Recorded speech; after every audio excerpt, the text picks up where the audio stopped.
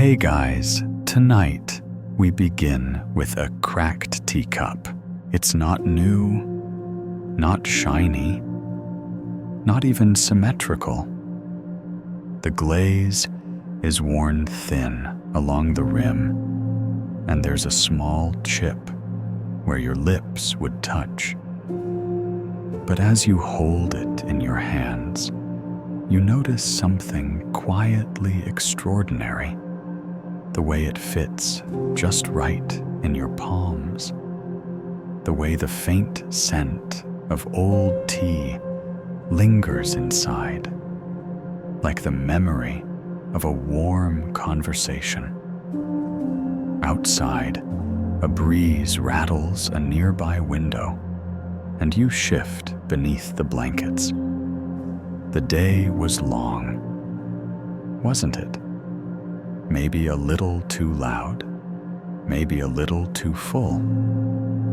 And here you are now, trying to soften into sleep, while your mind keeps making lists, solving problems, clinging to the noise. You probably won't survive this. Not in the way your anxiety wants you to. Not with every problem tied in a neat bow. But maybe, just maybe, you'll survive it like the teacup did by cracking open. So before you get comfortable, take a moment to like the video and subscribe, but only if you genuinely enjoy what I do here. Let me know where you're listening from and what time it is for you. Now, dim the lights, maybe turn on a fan for that soft background hum, and let's ease into tonight's journey together. You sit in a small room, kneeling on a cushion. In front of you is a wooden table, simple and slightly uneven. On top sits the teacup. You've seen it many times, each time a little more worn, each time somehow more beautiful. Tonight, a monk enters the room and sits across from you. He's old. His robes are threadbare, and his smile lives easily in the corners of his face. He picks up the cup and runs his fingers along the crack. This, he says softly, was once perfect. Then it became real. You laugh quietly, unsure whether that was supposed to be profound. The monk raises an eyebrow, amused. We are all like this cup.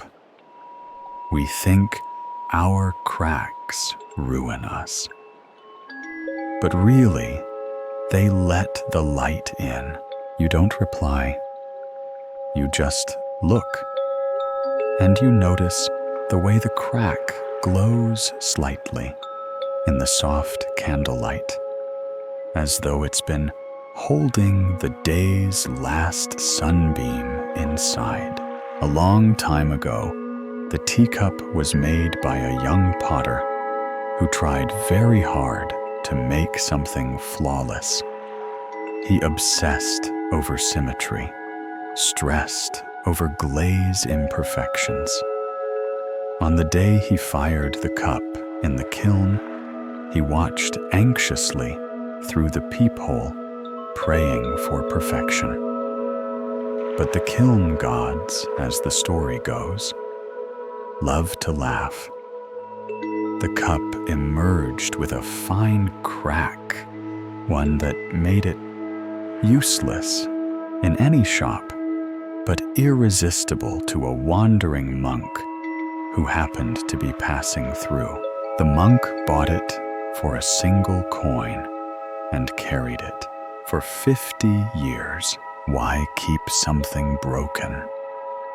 The potter once asked him. Because it is still empty, the monk replied. And emptiness is useful. You run your finger along the inside of the cup now. It's smooth, warm, empty. The monk sips tea, and the room falls silent, except for the sound of wind slipping under the door. It carries with it a hush, like something trying to be remembered. You think of your own cracks, the places where you've been broken by worry, disappointment, loneliness. The parts of you hide, the feelings you edit. But maybe they are not flaws. Maybe like the teacup, they are what make you real. Is it still a cup? If it cannot hold tea, you ask. The monk smiles again. Is a friend still a friend when they have nothing to give? And just like that, the question rests in the air like steam from the tea. You don't need to answer it. You just breathe it in. He tells you a small story. One, he says, is older than temples. There was once a king who sent his men out to find the most valuable object in the world. They returned with gold, gems, scrolls of wisdom. But an old servant entered last, holding only a simple clay bowl, cracked, uneven, humble. This, the servant said, holds hunger, holds water, holds silence. It holds the whole world. The king laughed, but many years later, when the kingdom fell to ruin, that same bowl was found still intact among the ashes. Sometimes what lasts is not what glitters. You shift slightly on your cushion, feeling the truth in your body. Not the kind of truth that shouts, the kind that settles like snow. The monk pours more tea. You watch it swirl hot and fragrant, and notice how it gathers at the bottom where the crack doesn't reach. The tea waits there, just enough, not too much, just right. What would happen if we were never broken, you ask? The monk thinks for a moment, then shrugs lightly. We'd be too full to be filled, and something in you softens. Maybe it's okay not to be okay. Maybe your cracks are the invitation to something deeper. Maybe like the cup, you're most useful when you've stopped trying to be perfect. Outside, the wind quiets. The candle flickers. The teacup rests between you and the monk, a silent teacher made of earth, fire, water, and time. The monk leans in, voice low. The world will try to convince you to fix every crack, but sometimes you must simply learn to carry them gently. You close your eyes for a moment and imagine yourself holding your own heart the way you hold the teacup, carefully, reverently, without shame. You breathe, you smile, and you wonder if something broken can still hold tea. Can you still hold peace? The room is still quiet, the teacup empty. Now, its steam only a memory.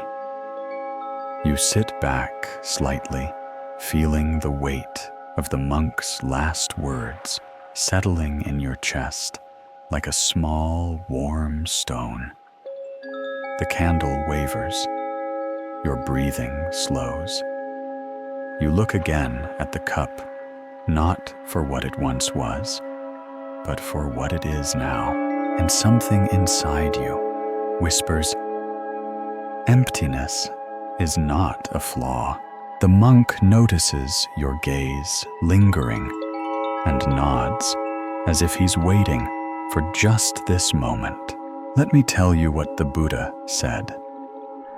He begins his voice soft and slow, like wind threading through bamboo.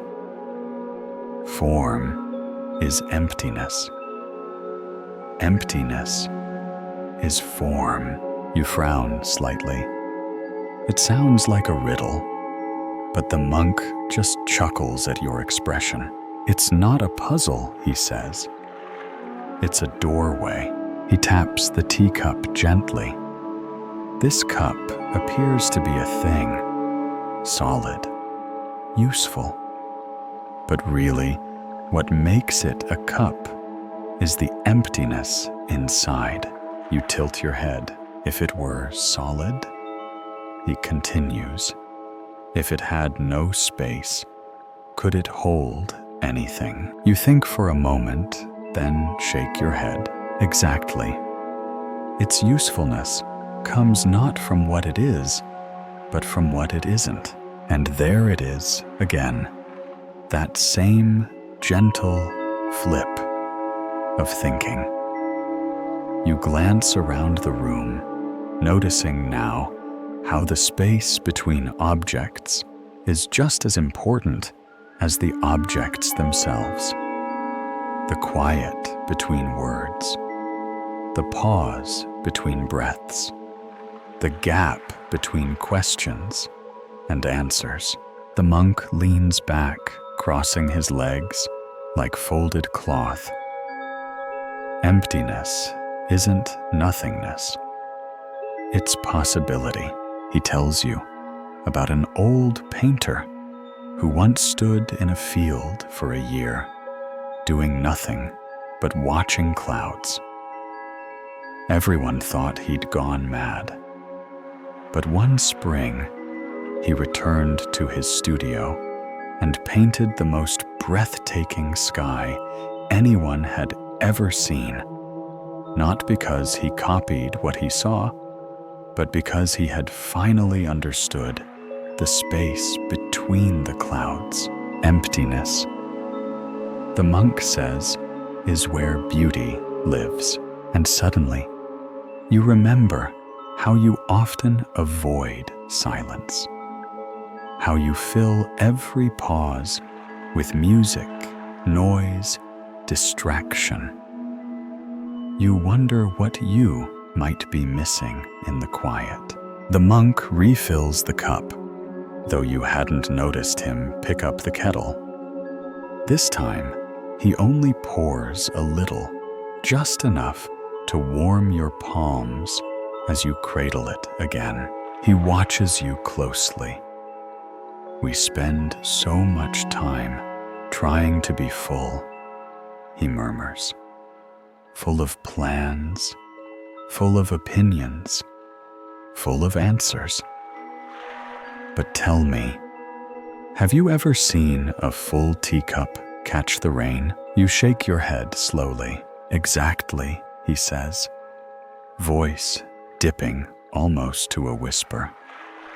To catch the rain, you must be empty. He pauses. You both listen to the soft creak of the wood beneath you. Something shifts inside your chest. Some tension you hadn't noticed now, unspooling gently. You feel the air more clearly, the space between your thoughts, the stillness between the monk's words. And then, like a leaf falling in slow motion, he offers a story.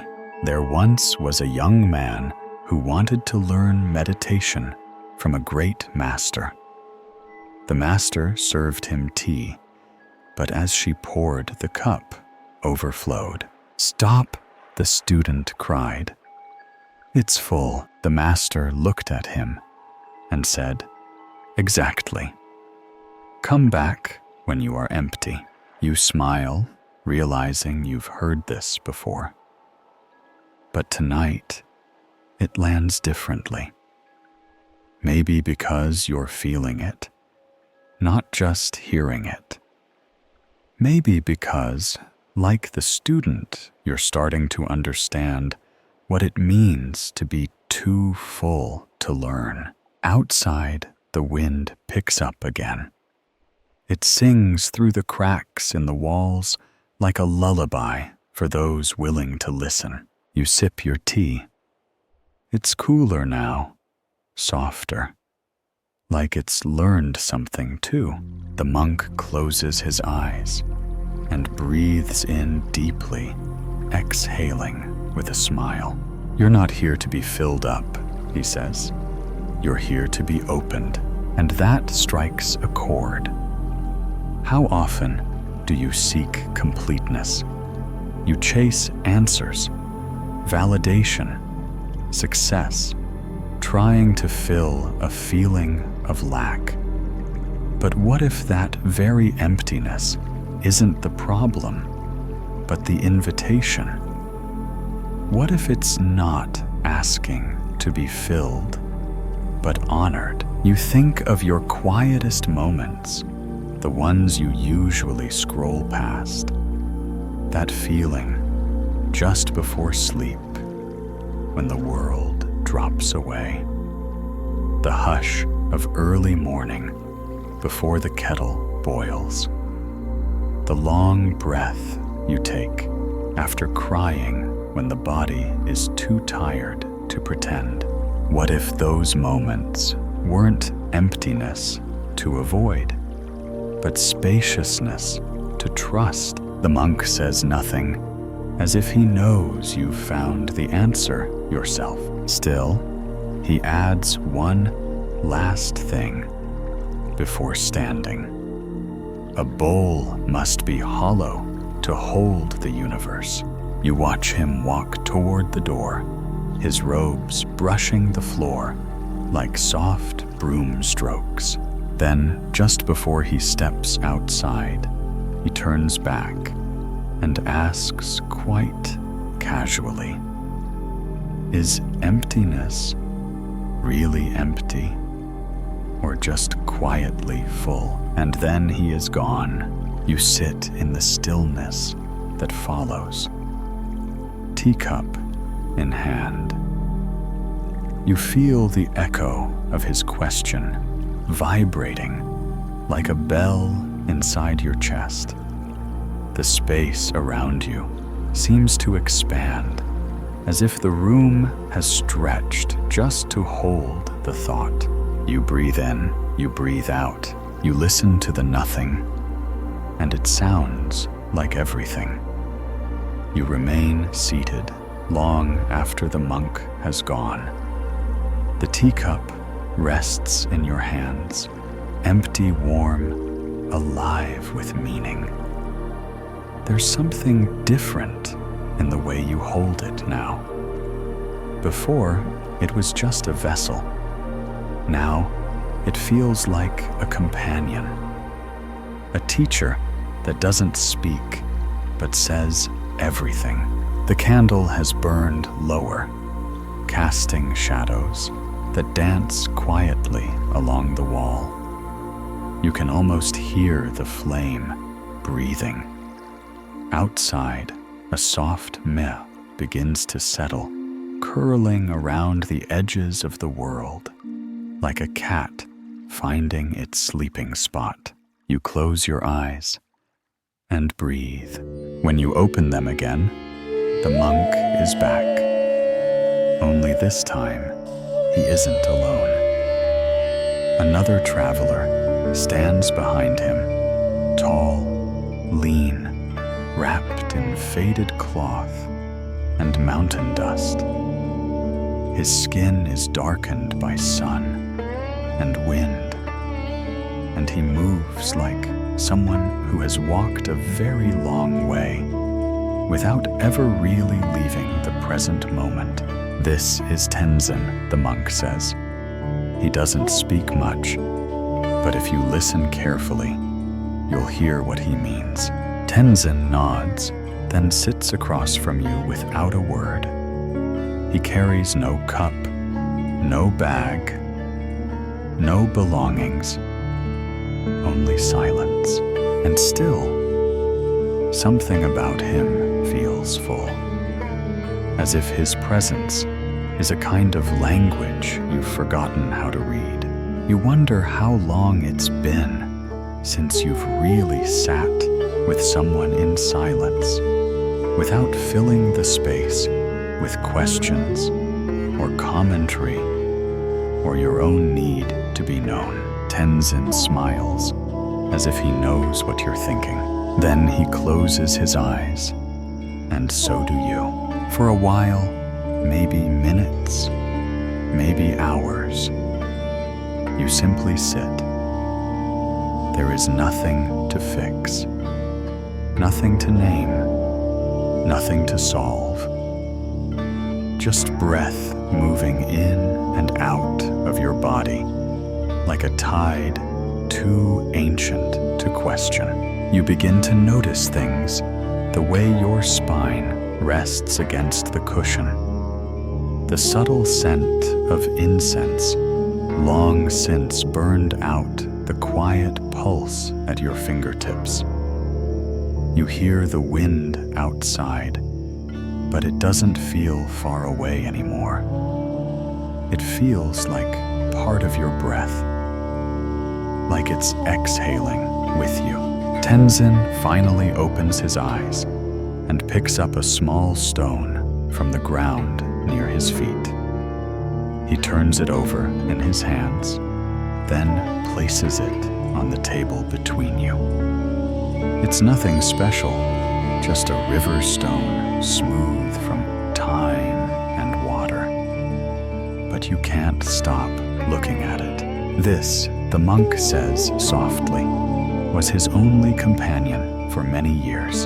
You blink. During a retreat in the mountains, Tenzin carried no food, no books, no distractions, just this stone.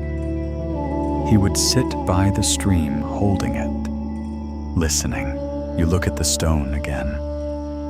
It does seem to hum with something like it has learned patience by simply existing. One night, Tenzin told the monk a story. It went like this. In a remote cave high in the Himalayas, a monk once vowed not to speak for 100 days. He fasted.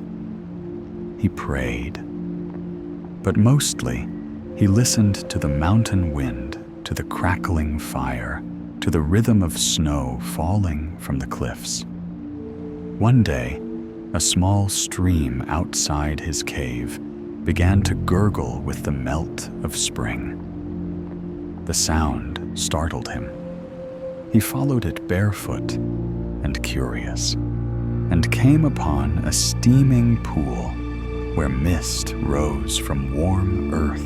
He sat beside it for days, and one morning, as the sun cracked the sky open, the pool whispered, "You are not separate."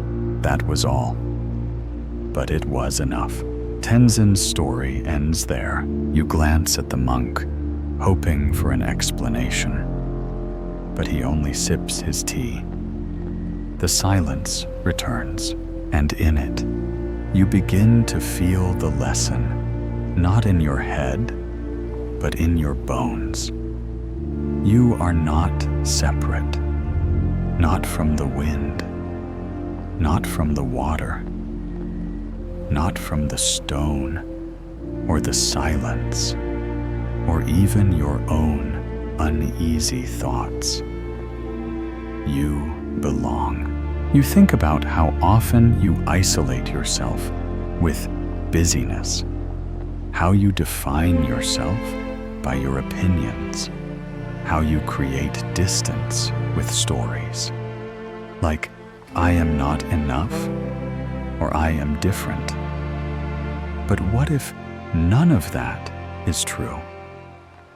What if everything is connected, like breath to breath? Tenzin picks up the stone once more and holds it out to you. You take it. It's surprisingly cool, like a small sip of stillness you didn't know you were thirsty for. You place it in your palm and close your eyes again, and the world slows. The wind outside eases into stillness. The fire that's only embers now flickers one last time. The air tastes soft, like snow before it falls. You think of the Buddha's words, better than 1,000 hollow words is one word that brings peace. Maybe that word is not even a word at all.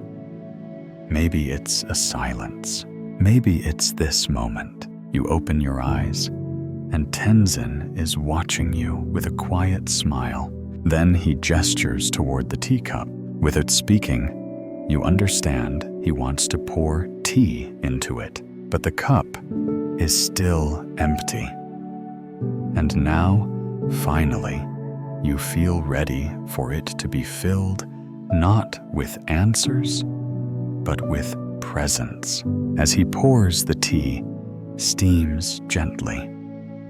It carries the scent of something earthy and subtle, like bark after rain or the air beneath pine trees. You lift it, you sip, you breathe, and you wonder if silence could speak. Would it sound like wind through the trees, or the quiet understanding between two souls who don't need words to connect? The tea settles warm in your stomach, like a tiny hearth fire crackling just for you. Tenzin nods in appreciation, and you nod back. No words needed. There's a kind of companionship in shared silence that even laughter can't reach. The monk, still seated nearby, watches with a small glint in his eyes, like a teacher watching a student finally stop trying so hard. You've tasted real tea now, he says quietly. Not the kind that fills your mouth, but the kind that empties your heart. You glance at the cup still half full, and back at him. There's a story he continues, brushing a bit of ash from his robe, of a young seeker who visited many teachers looking for wisdom. One day, he came across a master who agreed to meet him, but only over tea. The monk reaches for a fresh kettle and begins to pour again. The young seeker asked many questions. What is enlightenment? What is the meaning of life? How do I master the mind? The master said nothing, just kept pouring. You watch the steam rise, and pouring, still more tea, and pouring. At this point, you can almost picture it, the tea spilling over the cup, sliding across the table, dripping onto the floor. The young man shouted, "Stop! It's overflowing." The master calmly set the kettle down. "Like this cup," he said, "you are full of your own ideas. Until you empty yourself, how can I show you anything?" You let out a quiet exhale through your nose. That one hits close to home. How often do you come to people books, even yourself, already filled with answers? As though you've packed your own bag for a journey you haven't even begun. The monk sips and smiles. "That lesson," he says, "is why I never pour anyone a full cup." You glance down. Sure enough, yours is always just below, full enough to receive, but never so much it spills. a gentle kind of wisdom, a subtle kind of care. Tenzin shifts beside you and begins to hum a soft, wordless tune. It loops like a circle, like a breeze caught in pine branches. There's no melody, really, just feeling, a kind of audible breath. And as you listen, your thoughts begin to loosen their grip. You remember something from earlier, when the monk said, "To be open is to be useful." But maybe it's more than usefulness. Maybe to be open is to be alive. You glance toward the far wall of the tea room. On a low shelf sits a clay sculpture. You hadn't noticed it before. It's simple, a pot with a single spout. It's cracked like the teacup, and yet it glows with a kind of presence, as though it's not an object, but a witness. The monk sees your gaze and nods toward it. That, he says, is the forever pot. You raise an eyebrow, curious. According to legend, it once poured without end, he says. A gift from the heavens. Water flowed from it, as long as you asked. With a pure heart, he leans in. But the moment someone asked for more than they needed, it dried. You let that story settle, watching the clay shimmer gently in the dim light. Most people, he adds, don't want tea. They want to be filled. And there's a difference. You think of how you live, how easy it is to consume everything. Information, entertainment, compliments, even self-help ideas, like you're trying to fill some invisible void. But maybe the real invitation isn't to fill yourself up, but to be ready to receive again and again, like a cup or a pot or a heart. Do you know the secret of real tea? The monk asks. You tilt your head. He grins. It's not what's in the cup. It's the space that holds it. You smile. It's starting to make sense in a way that doesn't involve definitions. Not the kind of understanding you explain, but the kind you feel in your fingertips, your breathing, your stillness. Tenzin places the small river stone in your hand again. It's cool now, but somehow more comforting than before. You close your fingers around it and think of all the things you've held on to in your life, some tightly, some fearfully. Regret, pressure, plans, even your own image of who you think you are. The monk gestures gently at your hand. Do you feel the weight of it? You nod. Now ask yourself, do I need to carry it? You pause.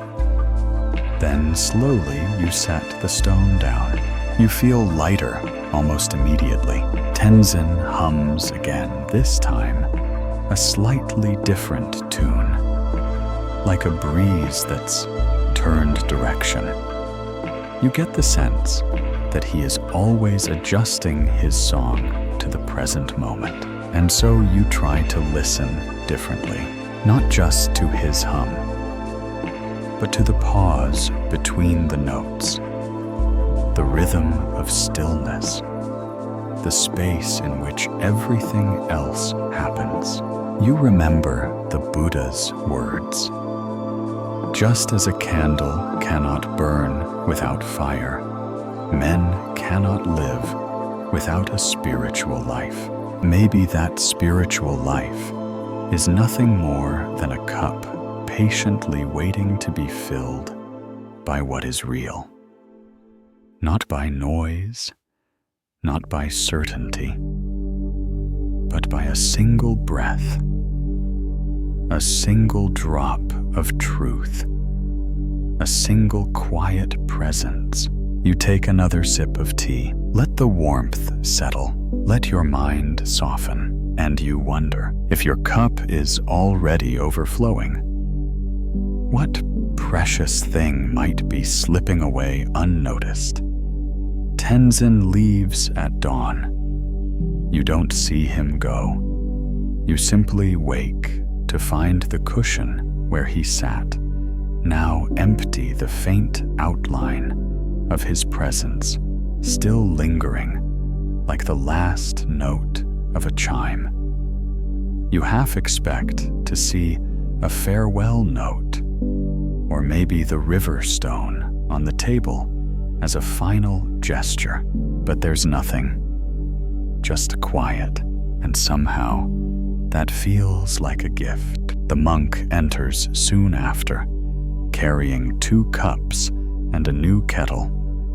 He moves with the same unhurried grace as before, as though time walks beside him rather than ahead. "Did you sleep?" he asks. Not expecting an answer, you shrug.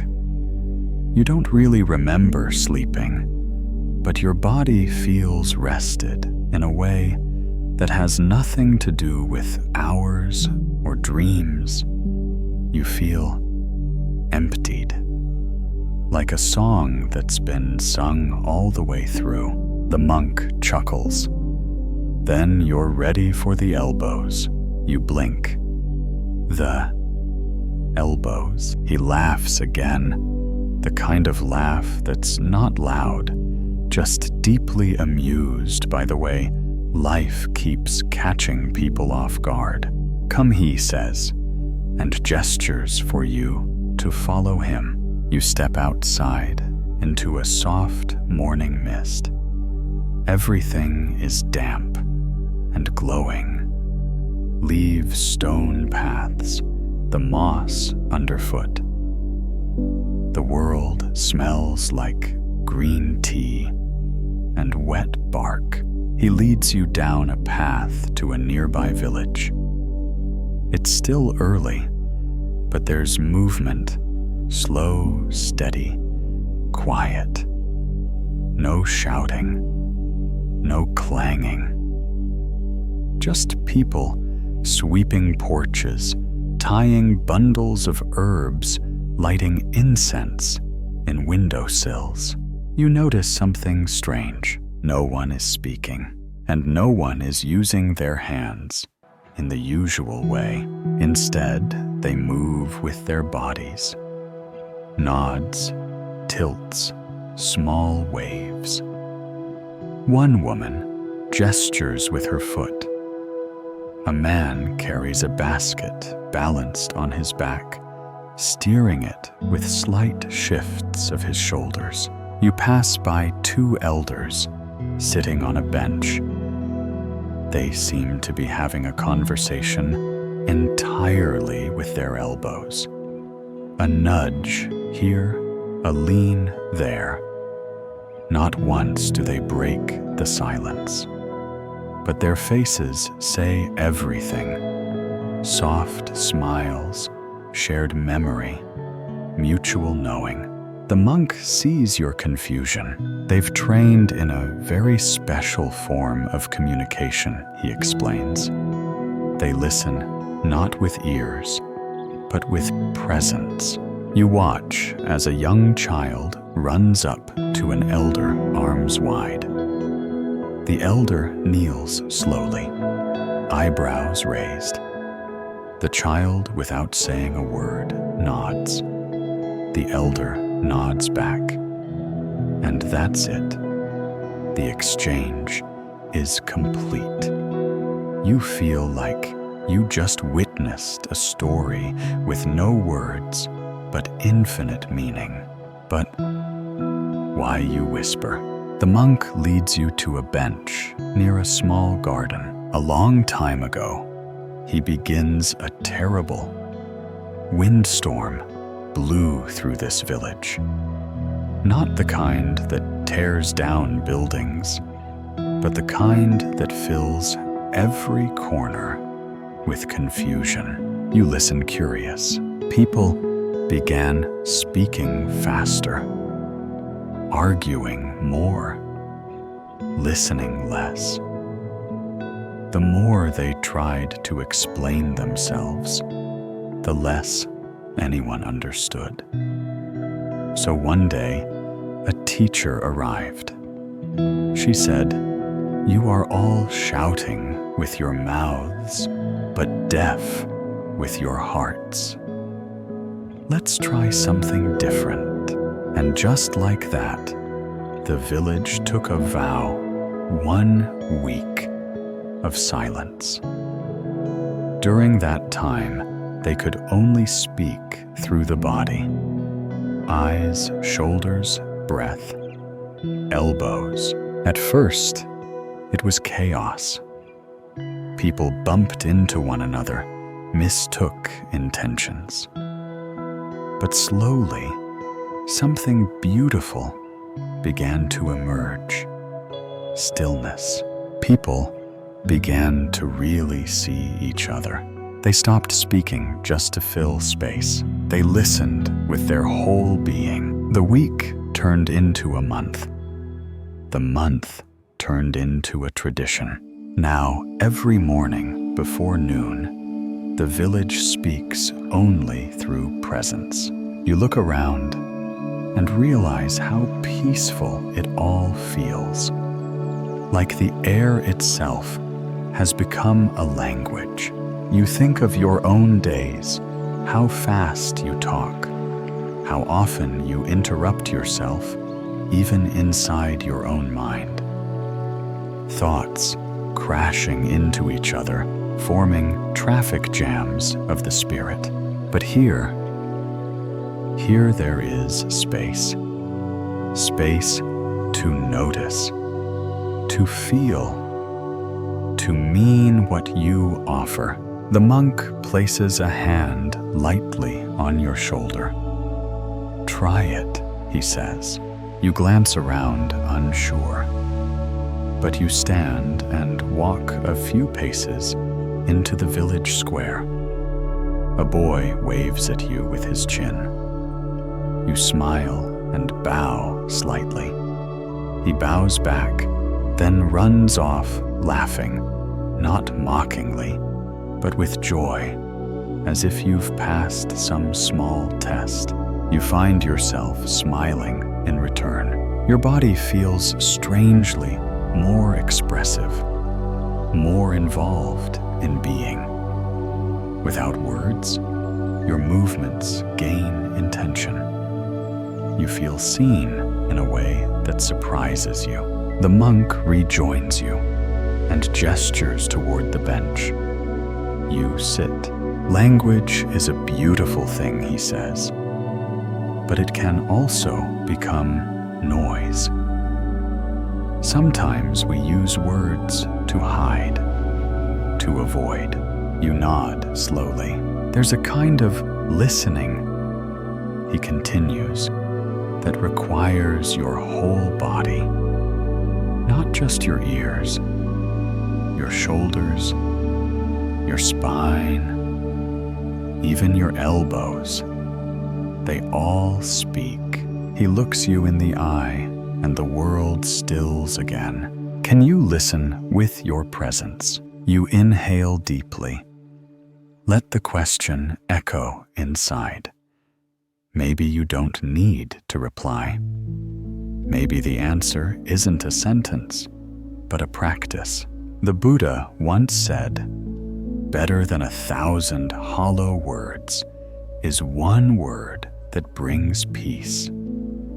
But here, the peace has no words at all.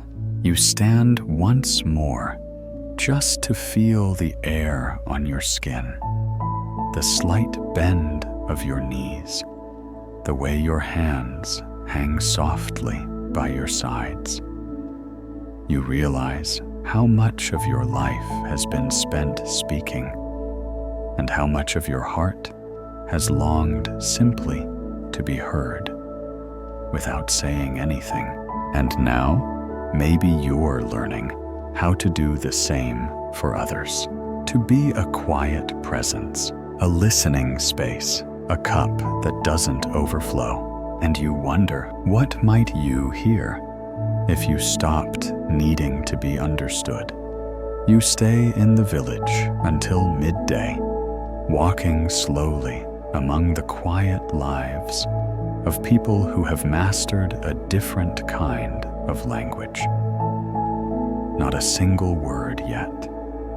Every glance, every movement feels weighted with care. You watch a woman sweep her doorway with such gentle rhythm, it seems more like meditation than chore.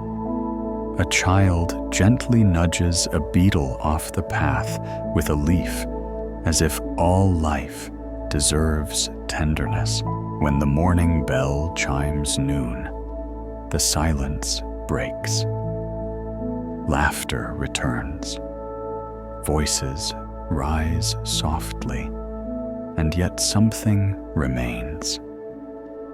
A trace of that sacred hush still lingers in the way people speak now, as though silence taught them how to measure their words like rare spices. You walk with the monk up a winding path toward the hills, the stone trail warm under your feet from the climbing sun. Trees sway gently overhead, their leaves whispering in a language older than words. You don't ask where you're going. There's no rush. The path unfolds like breath, step, pause, step. Eventually, the trail opens into a grove of bamboo. Slender stalks stretch high into the sky, shifting gently in the breeze, each movement soft and supple. You stand among them, listening to the sound they make, like wooden wind chimes, but deeper, a grounded music. This is where I come when I need to remember, the monk says, placing a hand on a bamboo trunk. The wind comes hard here sometimes, but the bamboo always survives. You reach out and press your palm to one. It bends ever so slightly under your touch, then springs back upright, unbothered. Do you know why, he asks? You shake your head. Because it never tries to resist. It learns by bending. He gestures for you to sit on a nearby log. There's a story he begins settling beside you about a proud tree and a humble stalk of bamboo. One day, a mighty storm swept through the forest. The tall tree scoffed at the bamboo, saying, "You bow to every breeze. I stand firm." But when the winds came, the tree snapped in half. The bamboo bent low to the ground, then rose again when the storm passed. You look around at the grove, swaying gently, as if in agreement. So many people. The monk says softly, "Break under life's winds." Not because they are weak, but because they cannot bend. You feel the truth of it deep in your chest. The times you've tried to hold it all together, only to shatter. The moments you've fought change clenched against uncertainty. The effort it took, the exhaustion it left behind. But he adds, if you live like the bamboo rooted but saftia, you survive the storm. You let life move through you, not against you. You glance down at your hands. They've held so tightly to so many things. Expectations, control, the fear of falling apart. But here in this grove, you begin to feel a different kind of strength, one that comes not from resisting, but from yielding. The monk stands and walks to a tall stalk, then presses his full weight gently against it. The bamboo bows low, but does not break. "Strong, isn't it?" he says. You nod. "Resilience doesn't mean being unmoved," he continues. "It means trusting you can return." A breeze rolls through the grove, and you watch the bamboo sway in unison, a silent dance of surrender and return. You remember a time in your life when you resisted change with everything you had, when you built walls, clung to identities, refused to let go. And now you wonder, did that protect you? Or did it keep you from growing? The monk sits again, eyes closed, palms resting on his knees. In Buddhist practice, he says quietly, we train the mind like bamboo. We teach it to yield not in weakness, but in wisdom. We don't fight every thought. We don't cling to every mood. We bow, breathe, and let them pass.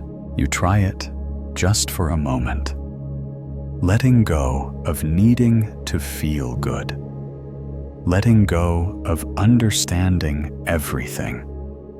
Letting your thoughts rise and fall, like wind through leaves, and something shifts, a small loosening. A breath you didn't know you were holding finally let go. You remember the Buddha's teaching. As the great ocean has one taste, the taste of salt, so too does the Dharma have one taste, the taste of freedom. Maybe freedom isn't found by standing tall. Maybe it's found by lowering yourself to the earth, bowing to the moment, and trusting that you'll rise again. The wind rises, the bamboo bows, and you bow too, not in defeat, but in deep, reverent thankfulness for the softness inside you that refused to break, even when everything else did. You turn to the monk. How do I learn to bend, you ask? He smiles. Practice, he says. Every time something doesn't go your way, pause, soften, ask, can I let this move through me instead of against me? That's how the bamboo learns. Not all at once, but moment by moment. You nod slowly, and you wonder, is resilience a matter of strength or softness, practiced over time? You linger in the bamboo grove long after the monk has gone, your hand resting lightly against a single stalk.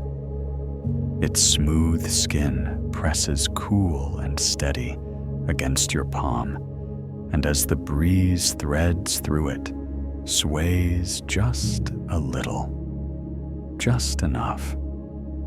Not too stiff, not too loose, exactly as it must. And as you sit there in stillness, a new sound emerges, the gentle rush of water somewhere close by. Curious, you follow it.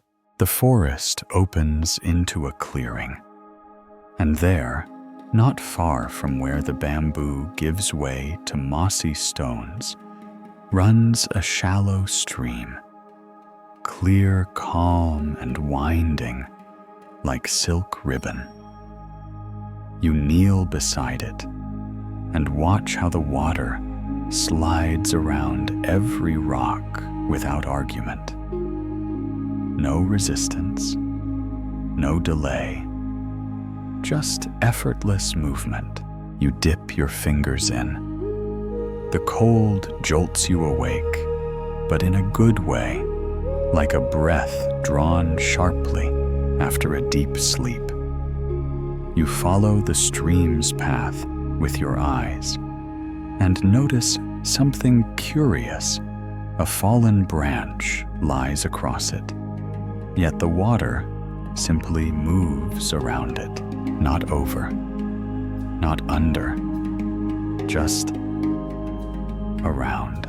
As you watch it, you feel something inside you soften. You remember how hard you've tried to control things, to grip, to grasp, to force life into shape. But the stream shows you another way. The monk arrives quietly, as he always does, stepping over a patch of roots like he's walking on breath. He joins you, without a word, kneeling beside the water.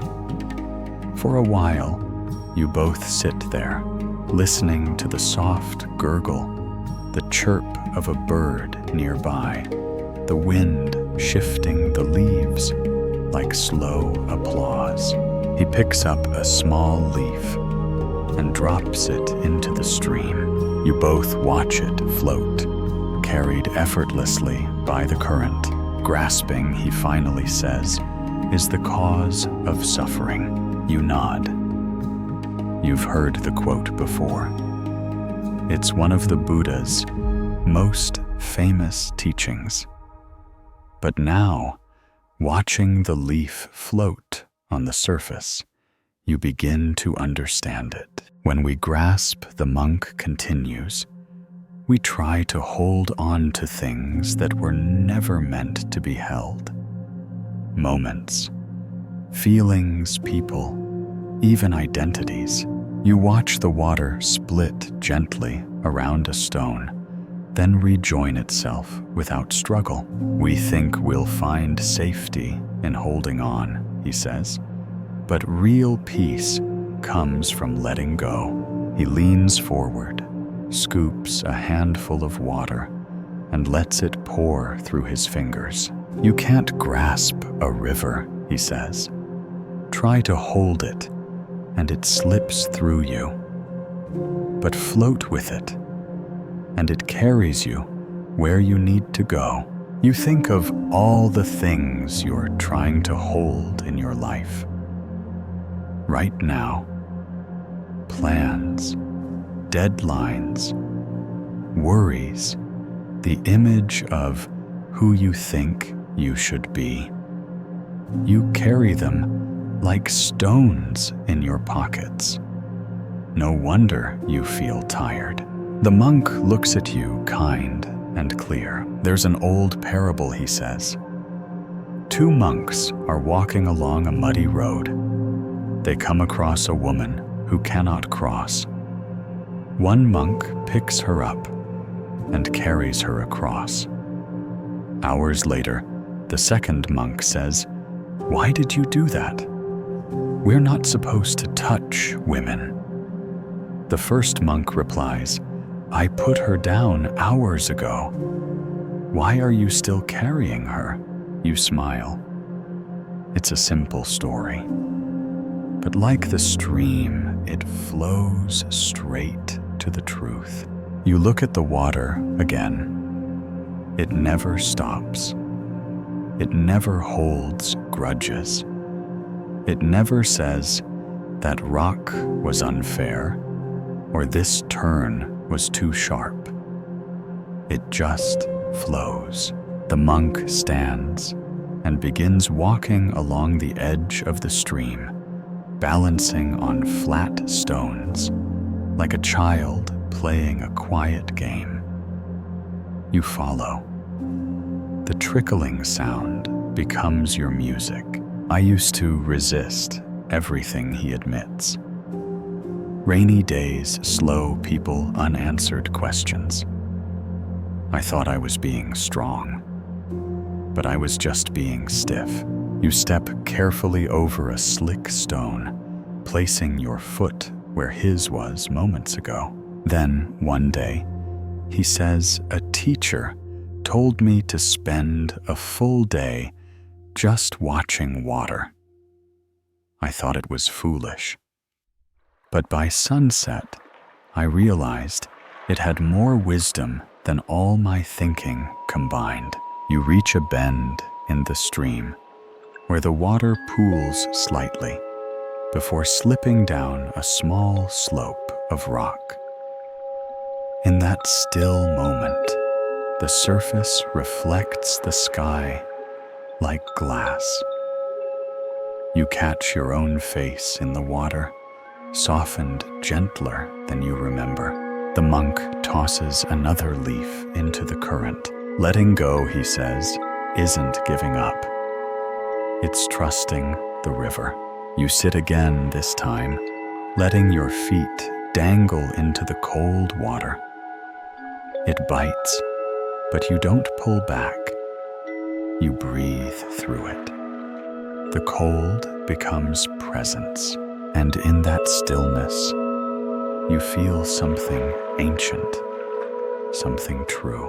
Your breath, like the river, comes and goes. Your thoughts, like leaves, float and pass.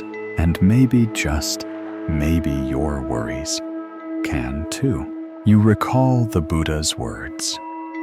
Let go of what is not yours. Let it fall like autumn leaves. You close your eyes and try it just for one moment. Let go of needing the moment to be different. Let go of needing to fix or name or solve. Just be here, like water, like ski-like leaf. And you wonder what happens when you stop clinging. Do you fall? Or do you float? The stream disappears behind you as the path winds back into the forest. Leaves crunch softly beneath your feet, and the trees whisper above with the kind of hush that only comes from deep listening. You follow the monk without question now, as though your body already knows the way, even if your mind still wants to map it. Eventually, the path widens into a clearing surrounded by tall white pines.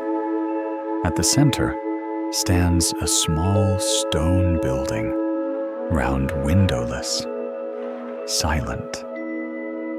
There's no door, just an arched entryway draped in worn linen that sways gently in the breeze.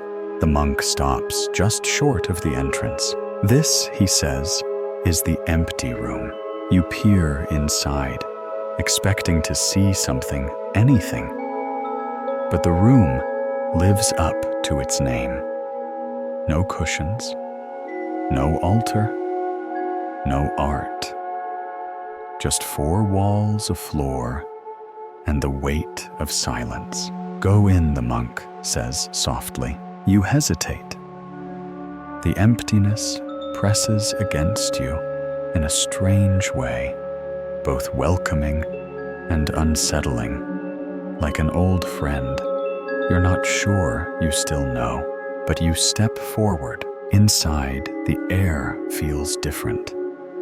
Thicker, somehow. More still. Like the room itself is holding its breath. You sit cross-legged in the center, unsure what to do. There's nothing here to interact with.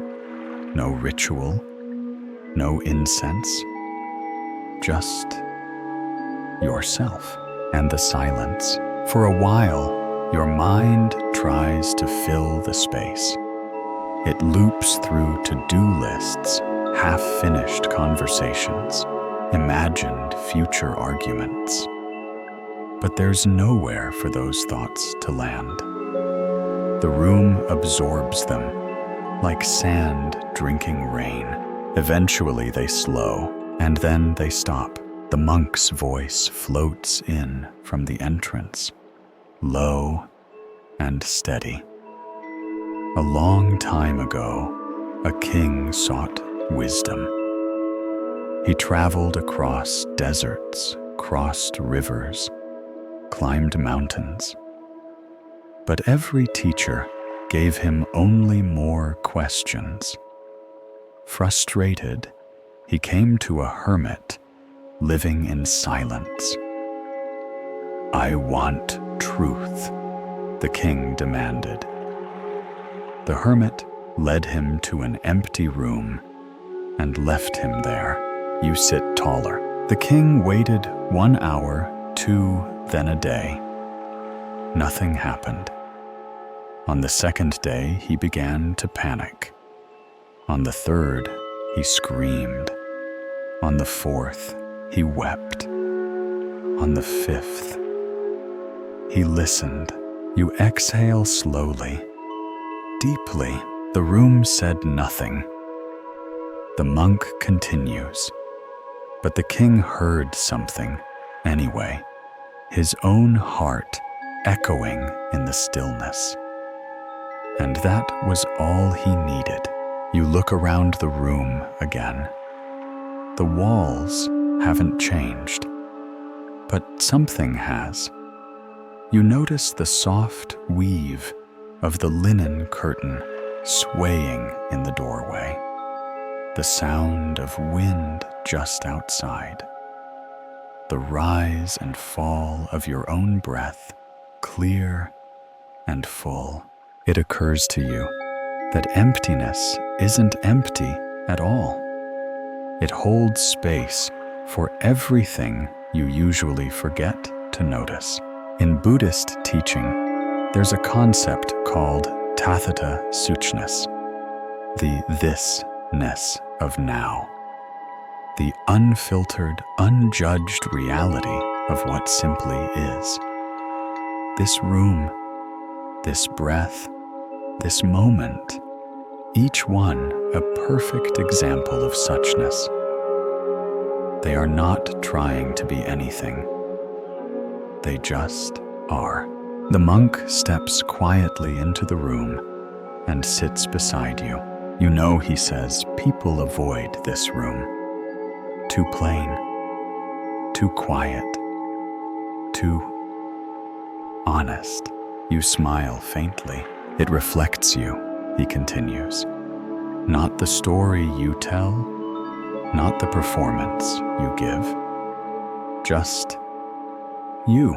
You feel something inside soften. A small knot you didn't know you carried begins to loosen. You're not trying to impress this room. You're not trying to be enlightened or worthy or even interesting. You're just here, and that feels enough. The monk closes his eyes, hands resting gently in his lap. In meditation, we do not escape the world. We return to it. We strip away noise until only the present remains. You mimic his posture. Breathe in, breathe out. The minutes stretch like silk. Time becomes irrelevant. You could stay here forever and still not exhaust what this silence has to teach. Then the monk whispers, "There's an echo here." You frown slightly, listening. "I don't hear it." He smiles. "You will." And slowly, Slowly, as you listen, not with your ears, but with your awareness, you begin to hear something deep within the stillness. A soft reverberation. Not a sound exactly, but a presence, a resonance, like your own being bouncing back at you, the echo in the empty room. You realize it's not reflecting your words, it's reflecting your being. And in that moment, a deep calm washes over you, a knowing, a remembering, a sense that you are not separate from the space you inhabit. You are part of the silence. You are part of the room. You are part of the echo.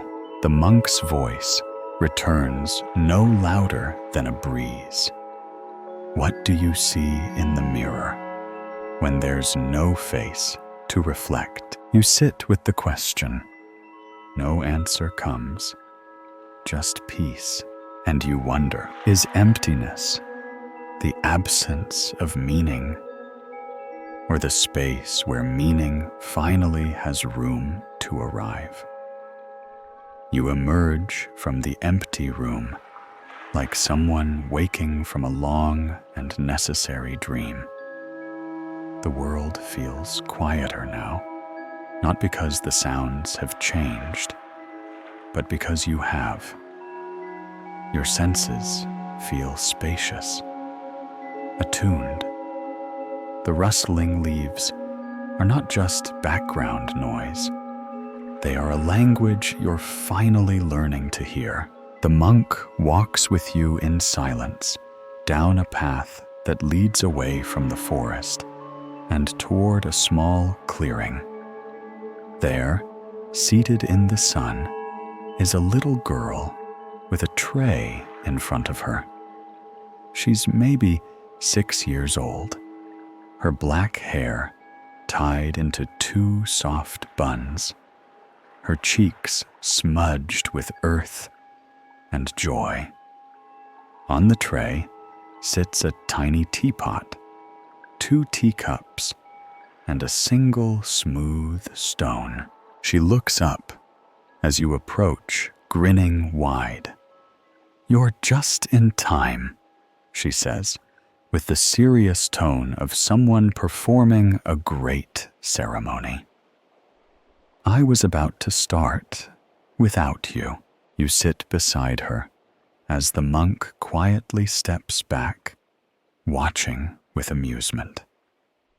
The girl pours tea into 1 tiny cup, then the other.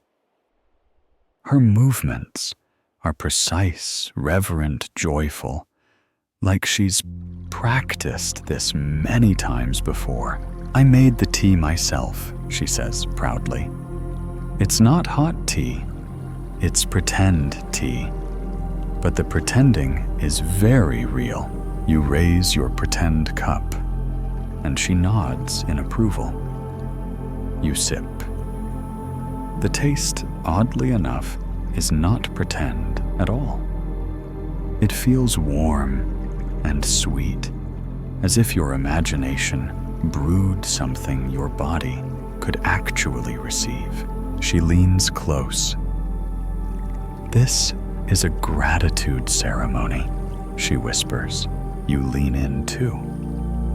"What are we grateful for?" She points to the stone.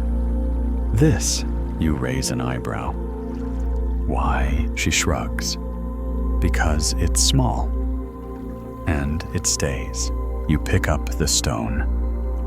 It fits perfectly in your hand, round and smooth, the size of a kindness you might carry in your pocket. You look at the girl, and she's watching you with a wisdom beyond her years. "Grown-ups forget to be thankful for small things," she says. "They're always chasing the big ones." You feel her words settle deep. You know, she adds, setting her cup down, "This stone used to be bigger. It got smaller from being tumbled around in the river. You glance at the monk, who gives you a knowing nod. Another teacher, another parable, another gift disguised as simplicity. But it didn't get mad, she continues. It just got smoother. You think of all the tumbling you've experienced in life, all the losses, the turns, the changes that felt like erosion. But maybe like this stone, you were being smoothed, not diminished. The girl reaches into her small satchel and pulls out another stone, this one jagged, rough, unshaped. This is my angry stone, she says. I keep it to remember what happens when I don't let go. She holds up both stones. One smooth, one rough. Then carefully, she sets the rough stone aside and places the smooth one in the center of the tray. Today, she says, I choose this one. You close your eyes and breathe. This tea ceremony, imagined though it may be, feels more real than most moments in your everyday life. You realize that it's not the tea that matters. It's the attention, the presence, the intention to give thanks. You recall the Buddha's words, let us rise up and be thankful, for if we didn't learn a lot today, at least we learned a little. And if we didn't learn a little, at least we didn't get sick. And if we did get sick, at least we didn't die. So let us all be thankful. The girl carefully refills your cup. What are you grateful for? She asks. You pause. You think of the bamboo, the stream, the echo in the empty room, the teacup with its perfect crack. You think of your own breath, and then you say, I'm grateful that this moment exists. She nods solemnly, then smiles. That's a very good answer. The monk finally approaches again and kneels beside the two of you. She has been teaching longer than I have, he whispers. The girl giggles. Only on Tuesdays. She picks up the stone and places it in your hand. Keep it, she says. So you remember that even small things can be enough. You hold the stone, and for a second, it's as if it hums. You bow slightly in thanks, and you wonder, is the smallest offering still sacred? If it holds your whole heart, the stone rests in your hand, as if it's always belonged there. Its weight is light, but meaningful, like the feeling you get when someone forgives you before you even ask. You tuck it gently into your pocket, where its presence will remind you that gratitude doesn't need to be grand. It just needs to be sincere. The monk rises and gestures for you to follow. You bow to the girl, who has already gone back to pouring invisible tea for a row of small wooden dolls. Her voice hums a tune older than words, a little off-key and perfectly right. As you walk, the path turns softer underfoot, the moss thick and springy, muffling your steps. The trees begin to thin, and ahead, the forest opens to a quiet hill under a silver sky. The air carries the faint scent of jasmine and something else cool and clean, like rain about to fall. At the top of the hill stands an old woman in a faded robe. She's hunched slightly, with a woven shawl draped over her shoulders. A wooden spoon sticks out of her pocket.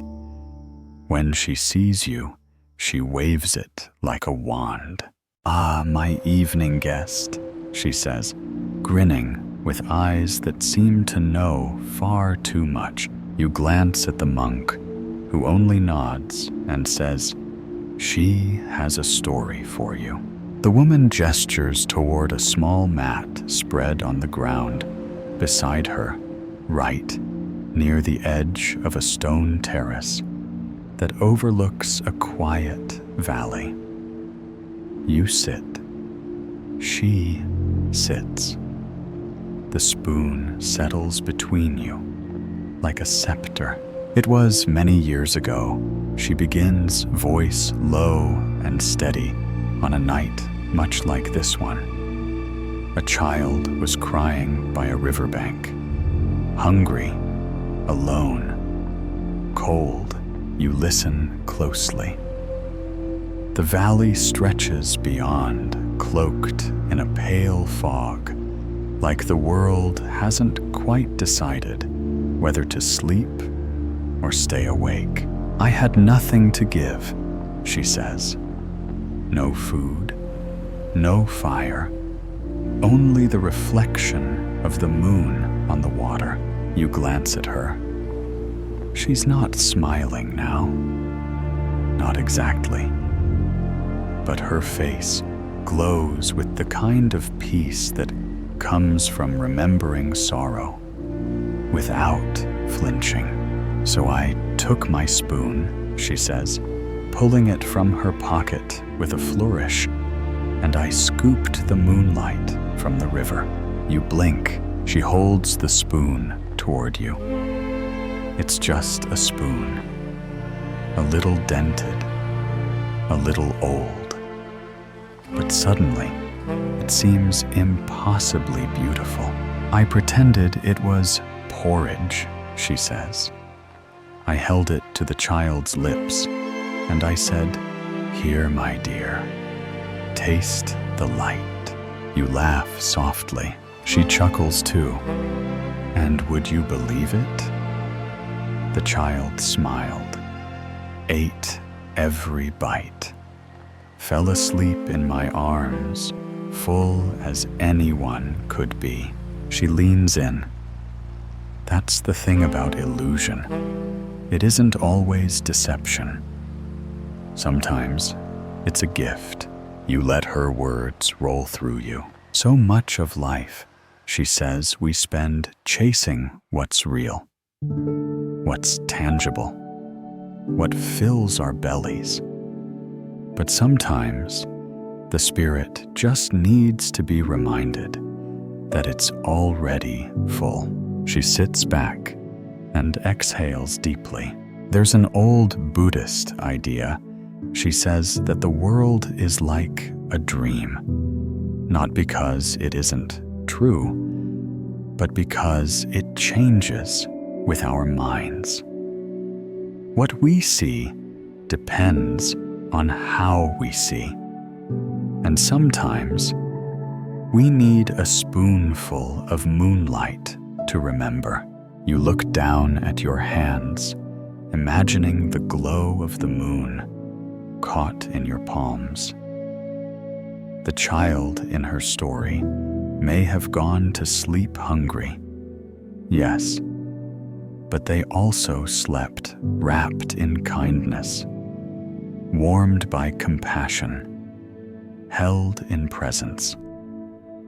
And maybe that was enough. Maybe in some strange and holy way, that was everything. The old woman watches you quietly. The moon, she says, has always been generous. It never keeps its light for itself. You let your gaze drift upward. The clouds have parted just enough to reveal the pale curve of the waxing moon, resting like a cradle in the sky. The wind lifts slightly, carrying her words with it. Gratitude, she says, isn't about having everything. It's about seeing the light, even when there's no fire. You recall the Buddha's words: radiate boundless love toward the entire world, above, below, and across, unhindered, without ill will, without enmity. Maybe that love doesn't need to come wrapped in grand gestures or full bowls. Maybe it can come in the form of a story, a spoon, a moonbeam offered with care. The old woman reaches over and gently places the spoon in your lap. You'll need this, she says, winking. You laugh softly, even as your eyes mist a little. She stands, wraps her shawl tighter around her, and walks off into the fog, leaving you there with the valley below the moon above, and a very old spoon now cradled in your hands. The monk joins you a moment later. She tells that story to those who are learning to feed their spirits, he says. You nod. He sits beside you, and for a while, you both watch the clouds drift. You touch the spoon again, tracing its handle with your thumb. And you wonder, can an empty spoon still nourish you? If it's filled with light and love. You carry the spoon in your pocket now, alongside the smooth stone. One was given with a story, the other with silence. And yet they feel like a matching set, one to stir, one to settle.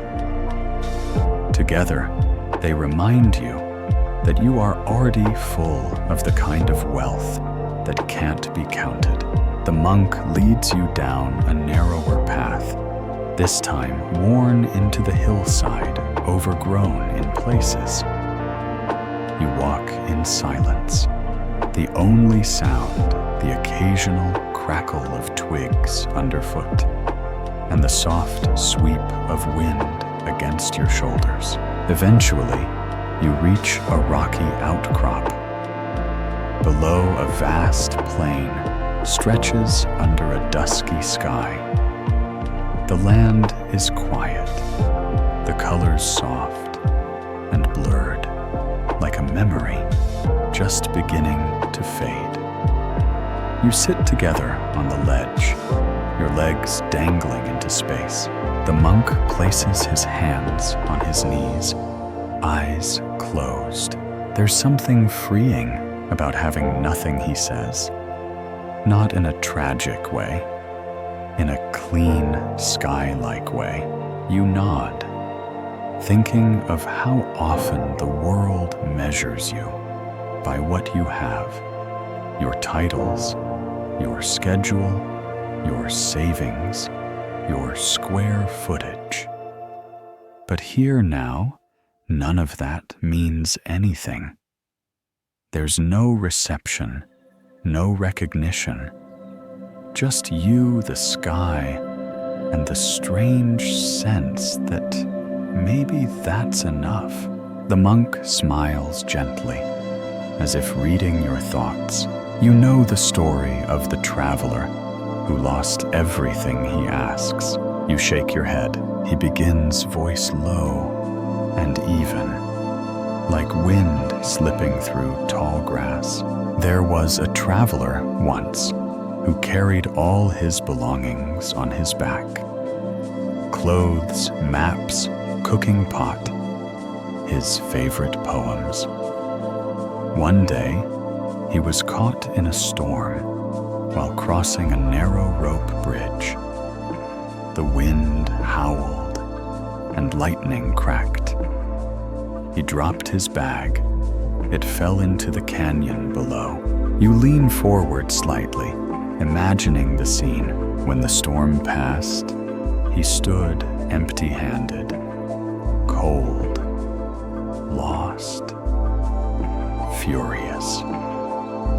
But with no other choice, he walked on. The monk turns his palms upward. As the days went by, he found he could walk faster without the weight. He noticed birdsong. He smelled flowers he'd never paused to see. He sang to himself without embarrassment. And at night, he watched the stars without reaching for anything. He pauses, and that's when he realized he'd never been carrying belongings. He'd been carrying distractions. You close your eyes, letting the story sink in. You think of your own life, all the things you carry, not just physically, but emotionally. The opinions you protect, the grudges you guard, the version of yourself you try to keep polished and presentable. What would it be like to set all that down? You open your eyes. The horizon stretches on endlessly, and you get the sudden aching sense that everything you need is already here. The monk lays back on the rock, hands tucked behind his head. Sometimes he says, "You don't know what owns you until it's gone." A gentle gust of wind brushes past you, and you shiver slightly. But it's not unpleasant. It feels like an invitation, like the sky is saying, "You can come too, if you let go." There's a phrase in Buddhist thought, anatta non-self. The idea that the fixed identity we defend is only a collection of changing conditions, thoughts, feelings, stories. The monk gestures at the sky. "Tell me who owns this." You smile faintly. "No one." "Exactly," he says. "And yet we all live under it. We are all part of it." He rolls onto his side to face you. The traveler found peace, not by searching, but by losing. You reach into your pocket and feel the spoon, the stone. Small things, silent things, but neither of them weighs you down. They are gifts, not burdens.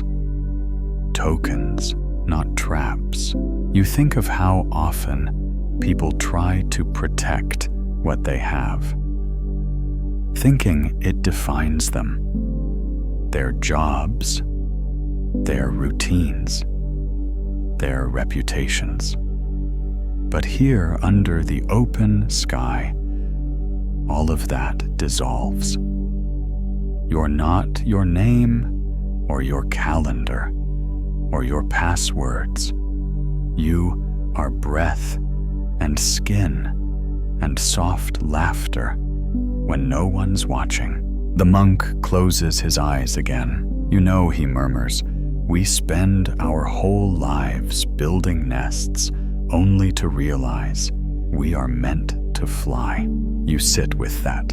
The wind rises again.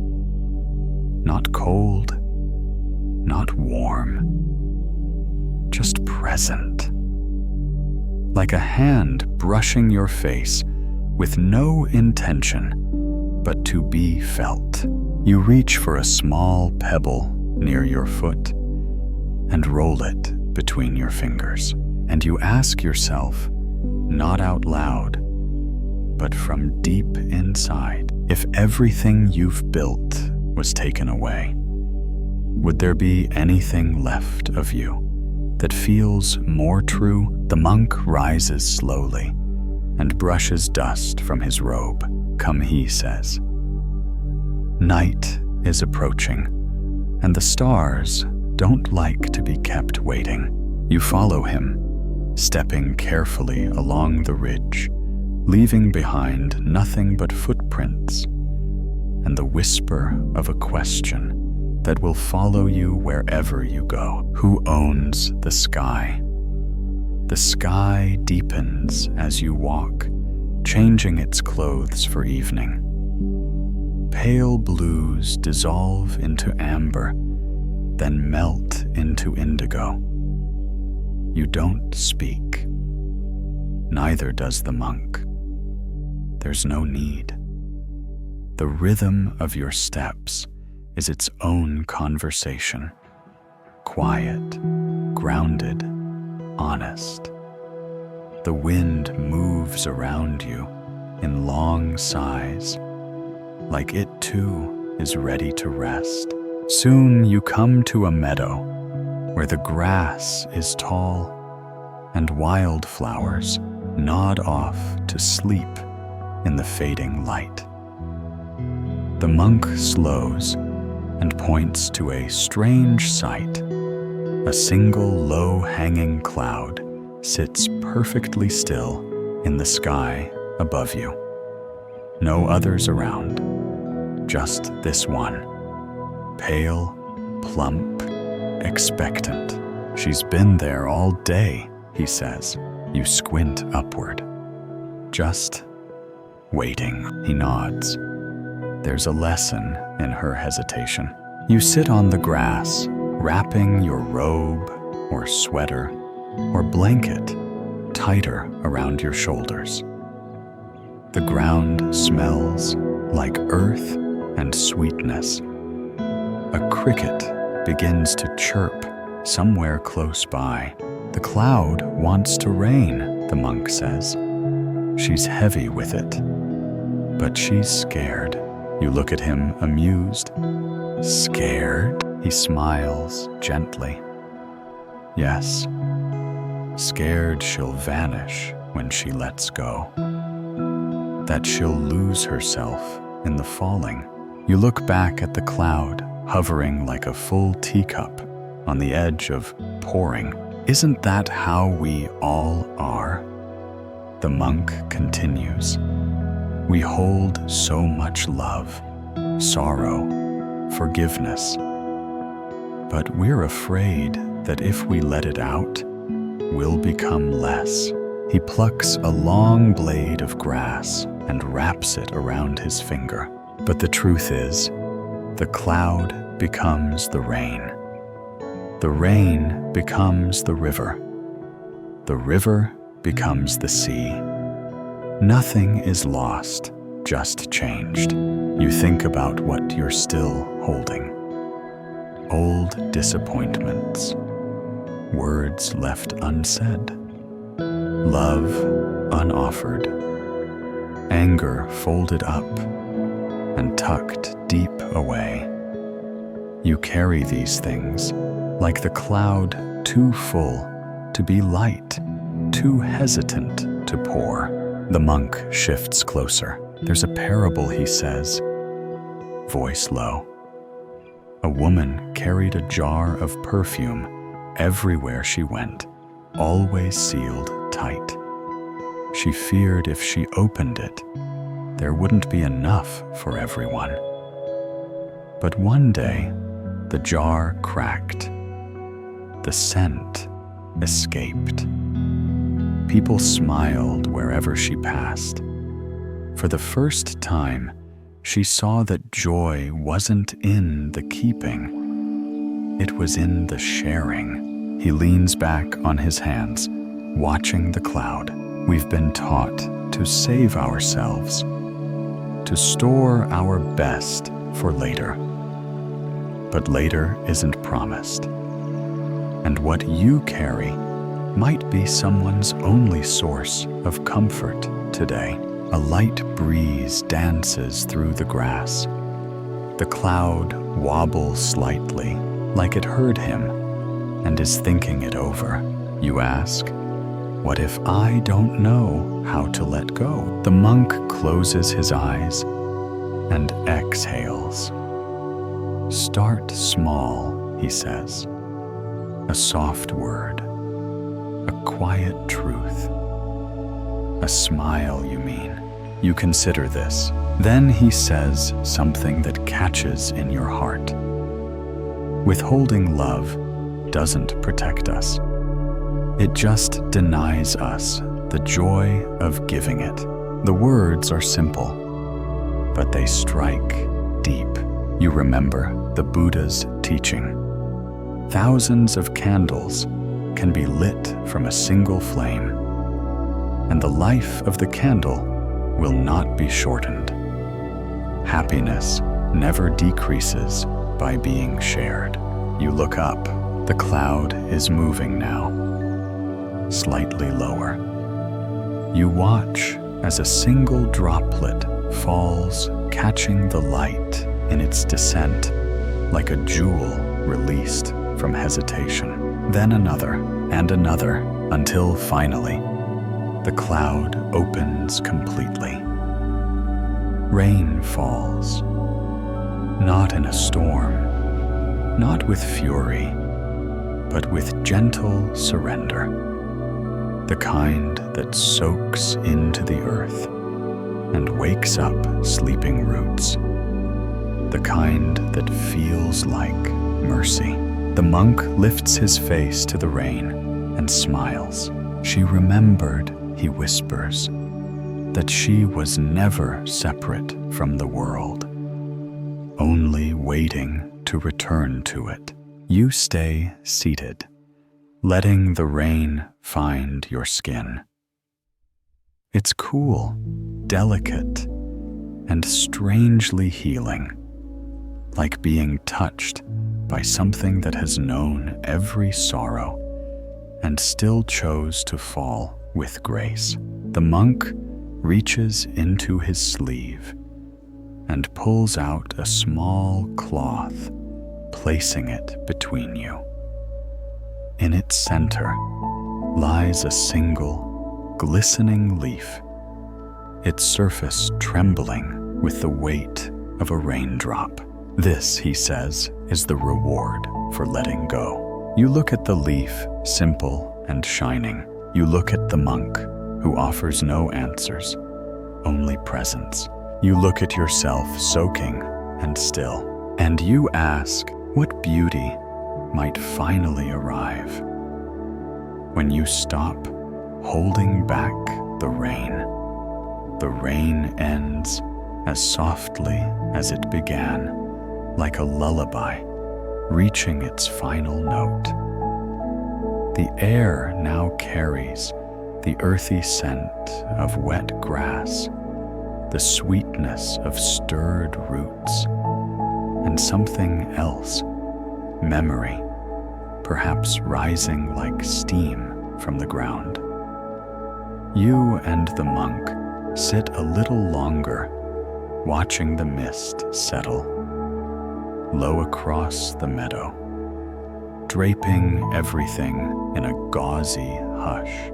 Eventually, he rises, brushing rain from his robe with the calm of someone who has never once wished the weather were different. "Come," he says gently, "there's someone I want you to meet." You follow him through the trees, the leaves heavy with raindrops, each one catching light like a tiny bell of water. The path narrows again, curving through mossy stones and twisted roots until it opens onto a simple garden enclosed by a low bamboo fence. It's humble, nothing ornamental, no grand displays. Just soft soil, scattered rocks, and a few neat rows of plants, most of them already asleep for the night. A rake leans against a nearby shed. Without a word, the monk steps inside the garden, and picks up the rake. He hands it to you. You look at it, then at him. "It's time to sweep," he says. You hesitate. The garden is already tidy. He smiles. It's not about making it clean. It's about remembering. You step into the garden, feeling the earth give slightly beneath your feet. The rake is light, smooth in your hands, well worn from use. You begin to move it gently across the surface, slow strokes, circular patterns. Each motion gathers a few fallen leaves, but more importantly, it gathers your attention. The monk begins to rake beside you, his strokes even slower, more rhythmic. The sound of rake against soil is soothing soft scratches, like the earth breathing. There's a teaching, he says as he works, that we sweep not just the ground, but the mind. You fall into a quiet rhythm, your breath syncing with the motion. This garden, he continues, was tended by generations of monks, and before them, by farmers, and before them, by hands whose names are forgotten, but whose care still lives in the soil. He pauses to pick up a leaf and examines it. Every time we sweep, he says, we touch the memory of those who came before. You look around, and suddenly the garden feels fuller. Not with people exactly, but with presence, as though the hands that once worked this earth never really left. The rake slips through your fingers, brushing up a soft trail of pine needles. You catch the scent of old wood, and maybe even something like incense. You imagine a monk, long gone, sweeping this same patch of ground, the same silence wrapped around him like a shawl. This is how we remember. Without clinging, the monk says, we honor, we tend, we let go.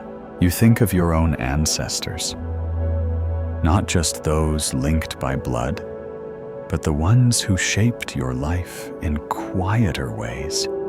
Teachers, friends, kind strangers.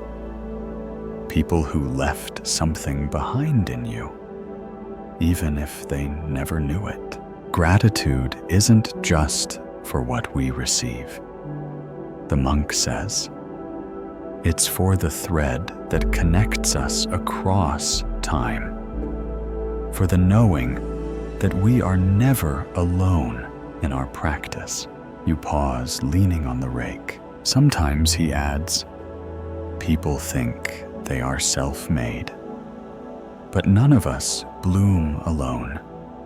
Someone planted, someone watered, someone kept the weeds away when we were too young to know better. You begin to rake again, this time with more intention. The rake moves, the leaves gather, the silence deepens, and with every motion, something loosens in your chest. Not sadness, exactly. Something gentler, like a sigh that's waited years to be exhaled. The monk lays his rake down and kneels by a small stone. He brushes away the dirt with his sleeve, revealing a single carved character, Neon. You don't recognize it. Neon, he says.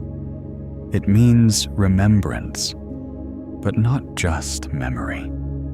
It means to hold something in the heart softly. You kneel beside him. The stone is smooth, worn by wind and rain, and countless gentle hands. This is where we come, he says, when we forget who we are. The wind picks up again, rustling the trees overhead. He closes his eyes. Not the you made of emails and plans and passwords, he says softly, but the you made of wind and silence and kindness given when no one was looking. You let your eyes close too, and in the quiet, you feel them, the ancestors, the silent gardeners of your spirit, the ones who shaped the path so your feet could walk it. You can't name them all, but they are here, carried on the breeze, tucked in the folds of your breath. You feel the weight of the rake in your hands, the earth beneath your knees, the echo of those who came before. And you wonder, do we carry our ancestors, or do they carry us in every step, every breath, every leaf we sweep away? The garden fades behind you, like a dream, dissolving at dawn. The scent of turned earth and old pine lingers in your clothes, like the memory of something sacred. The rake is back where it belongs, leaning lightly against the shed, its duty fulfilled for now. You follow the monk once more, though you don't ask where. You've stopped needing destinations. The walking has become the journey. Eventually, the trees give way to a clearing with a single wide stone platform. At its center sits an elderly man, very still, very upright. He looks like a statue at first, carved by time and held together with threads of breath. His eyes are closed, hands resting on his knees, back perfectly straight. The monk gestures for you to sit across from him. You do. The old man doesn't move. He doesn't open his eyes. The silence between you stretches long enough to feel awkward, then long enough to feel sacred. The monk whispers from behind you. Offer him the bowl. You look down. In your lap is a wooden bowl you hadn't noticed before. Smooth, polished, simple. You slide it gently toward the old man. He opens his eyes. They are clear, like still water. He glances at the bowl, then at you. Then, without a word, he flips it upside down. You blink.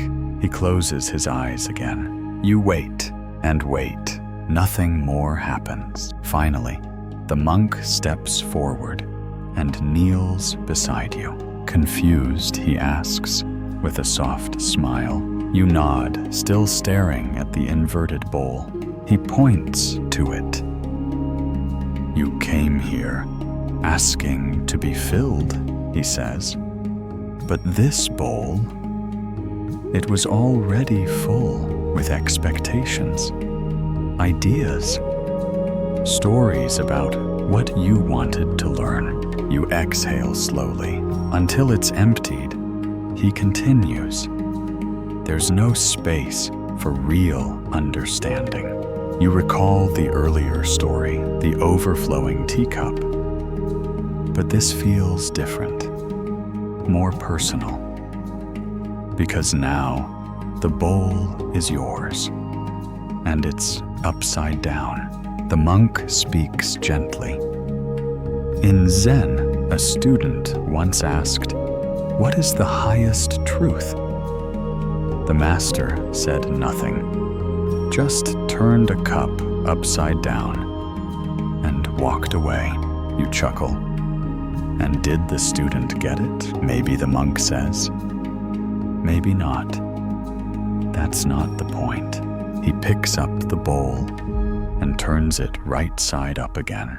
Sometimes we have to unlearn before we can learn. Let go before we can receive. Be still before we can understand. You study the bowl again. It seems deeper now, more spacious. There's a story, the monk continues, about a young novice who memorized hundreds of sutras. He could recite every word flawlessly. But when asked a simple question, "What is suffering?" he froze.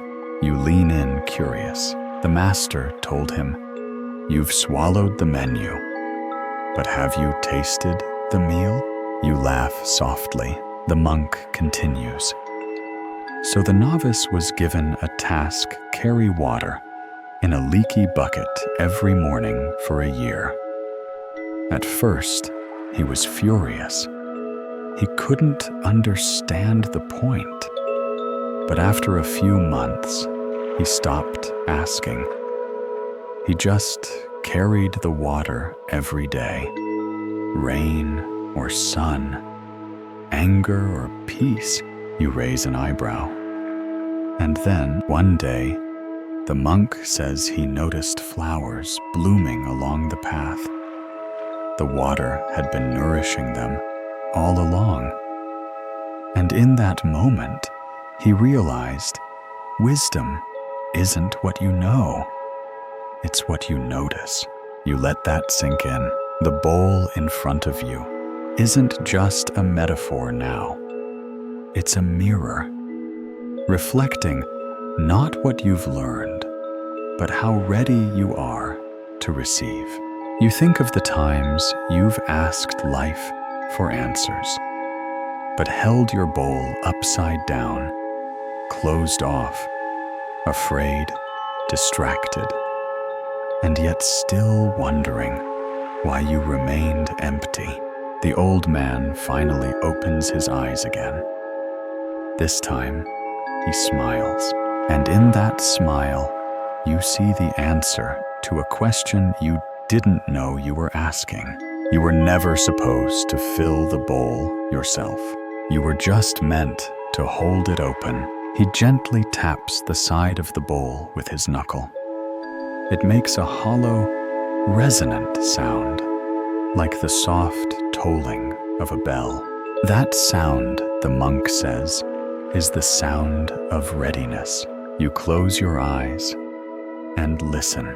You hear the wind, you hear your breath, you hear silence, and somewhere beneath all that, you hear the soft echo of the bowl waiting open enough.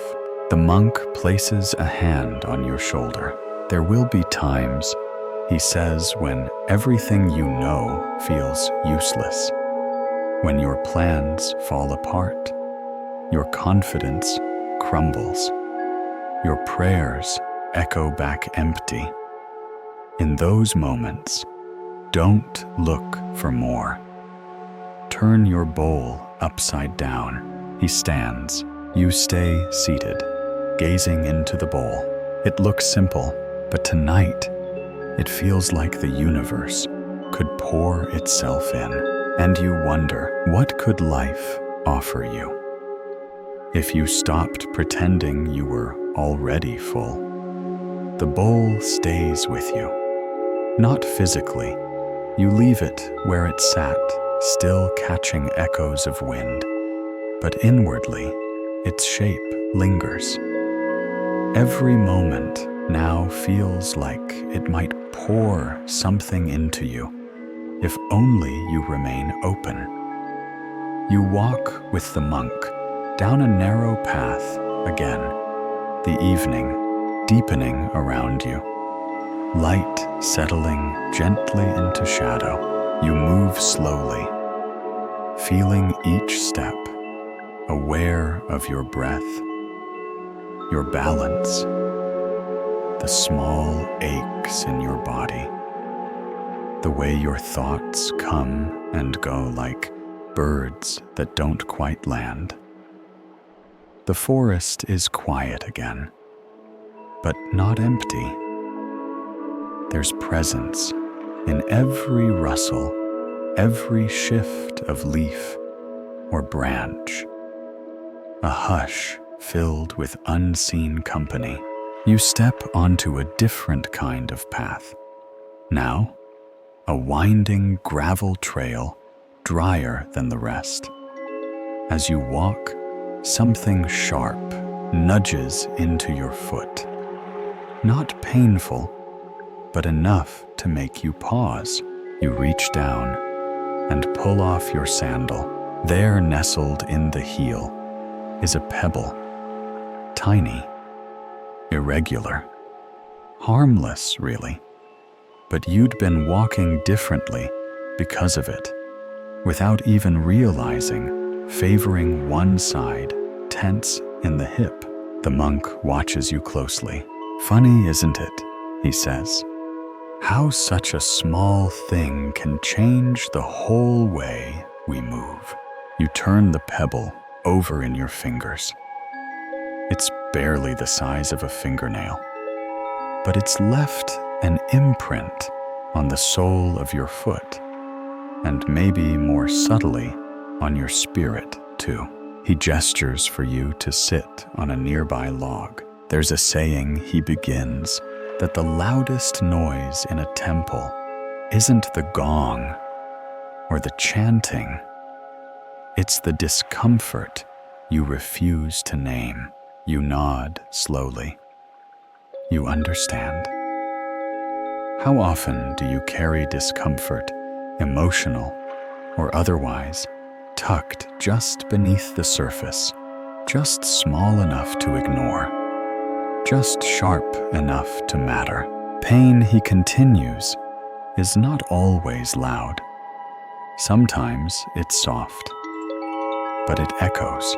You glance down at the pebble, again still resting in your palm. There's a story, he says, settling beside you, about a young man who went to a famous teacher to learn how to silence his mind. I've tried everything, he said. I meditate, I breathe, I chant, but my thoughts are noisy and sharp. The teacher said nothing, just gave him a bowl filled with pebbles and told him to carry it with him, always. After a week, the man returned furious. This is ridiculous. The bowl clinks and rattles and throws me off balance.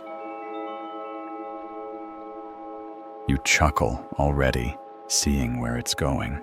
The teacher said, "Ah, now you've heard your mind." The monk smiles gently. Sometimes we need to feel the weight of our thoughts, the grit of them, not to punish ourselves, but to notice what we've been carrying. He points to your sandal. Don't underestimate small discomforts. They teach us presence. They ask gently, are you walking with awareness or just moving forward out of habit? You think of all the metaphorical pebbles in your own life. A difficult conversation left unfinished. A regret quietly smuggled into every morning. A comparison that lives in your back pocket, like lint you never empty. What would it feel like to stop and really remove them? The monk closes his eyes and says, the Buddha once told his followers, it is not the great suffering that traps us. It is the unnoticed thorn. You stare at the pebble. It no longer looks like an annoyance. It looks like a teacher, silent, persistent, small enough to carry, sharp enough to wake. You rise slowly, slide the sandal back on, take a careful first step, lighter, easier, more whole. The monk watches you closely. We all walk with discomfort, he says. The question is, do we notice it? Do we name it? Or do we limp forward, hoping it disappears? You don't answer.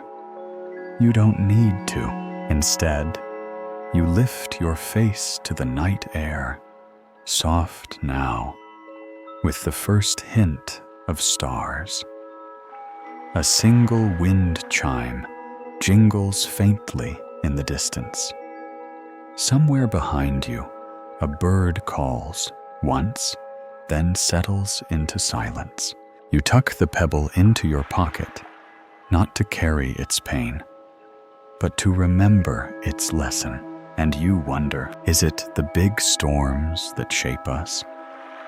Or the small pebbles we finally stop ignoring?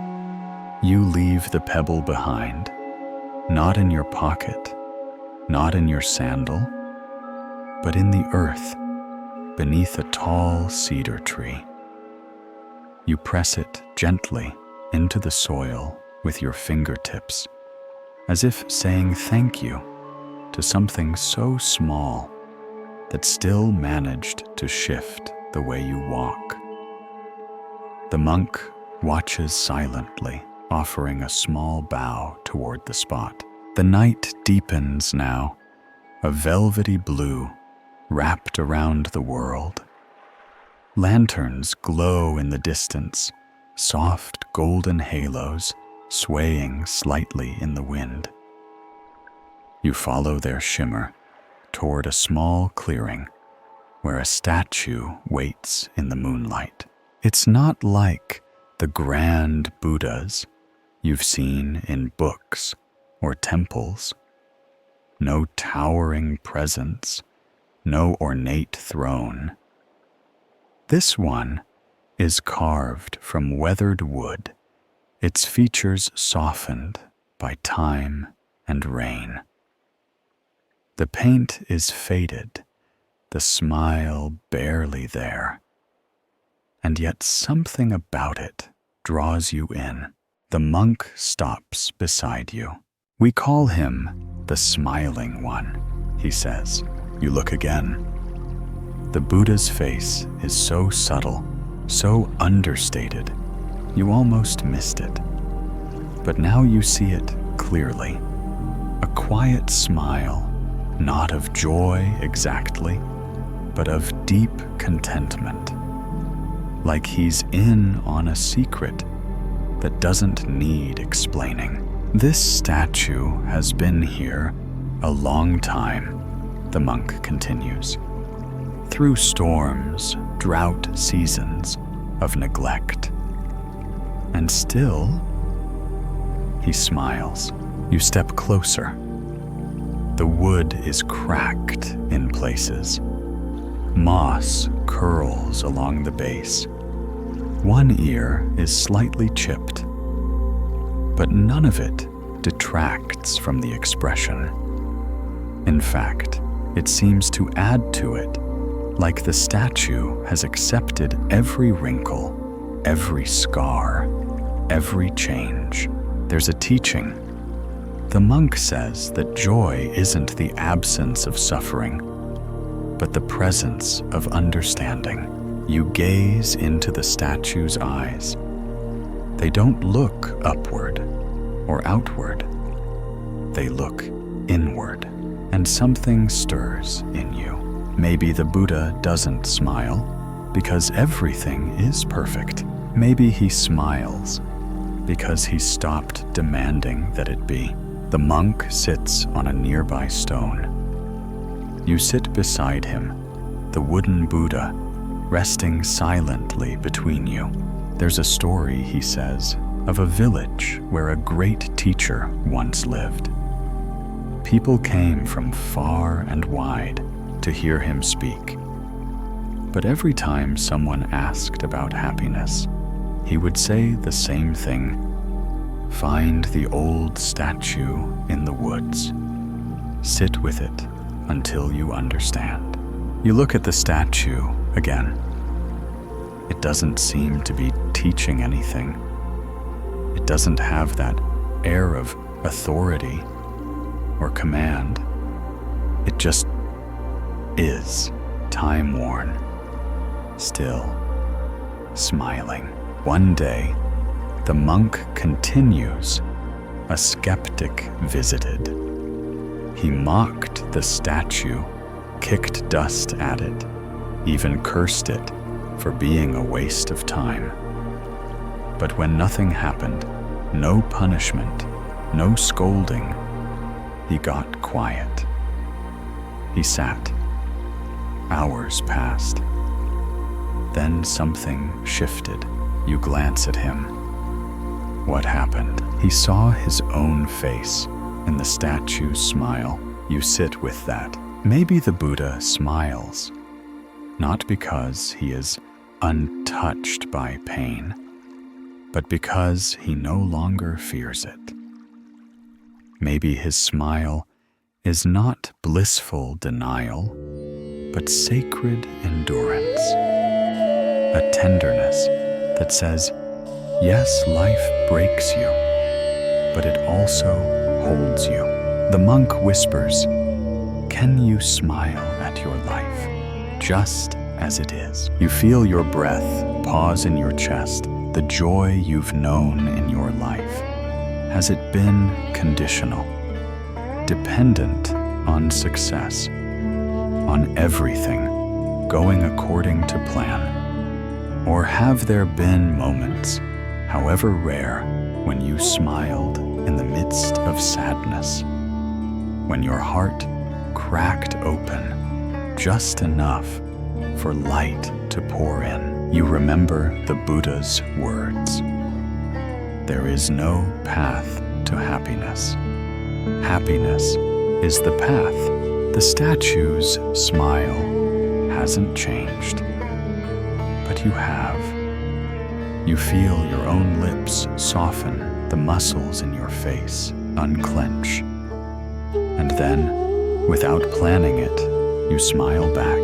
Not a big smile, not a performative grin, just a quiet one, like a leaf leaning towards sunlight. The monk notices. He smiles too. This, he says, is how we survive the long winters, with small joys, with the simple strength to find beauty in the moss, the crack, the rain. A wind passes through the clearing, rustling the trees like a gentle reminder. You rise together and bow toward the statue, not out of reverence for a figure, but in gratitude for what it reflects. The monk leads you away, back into the path of golden lanterns.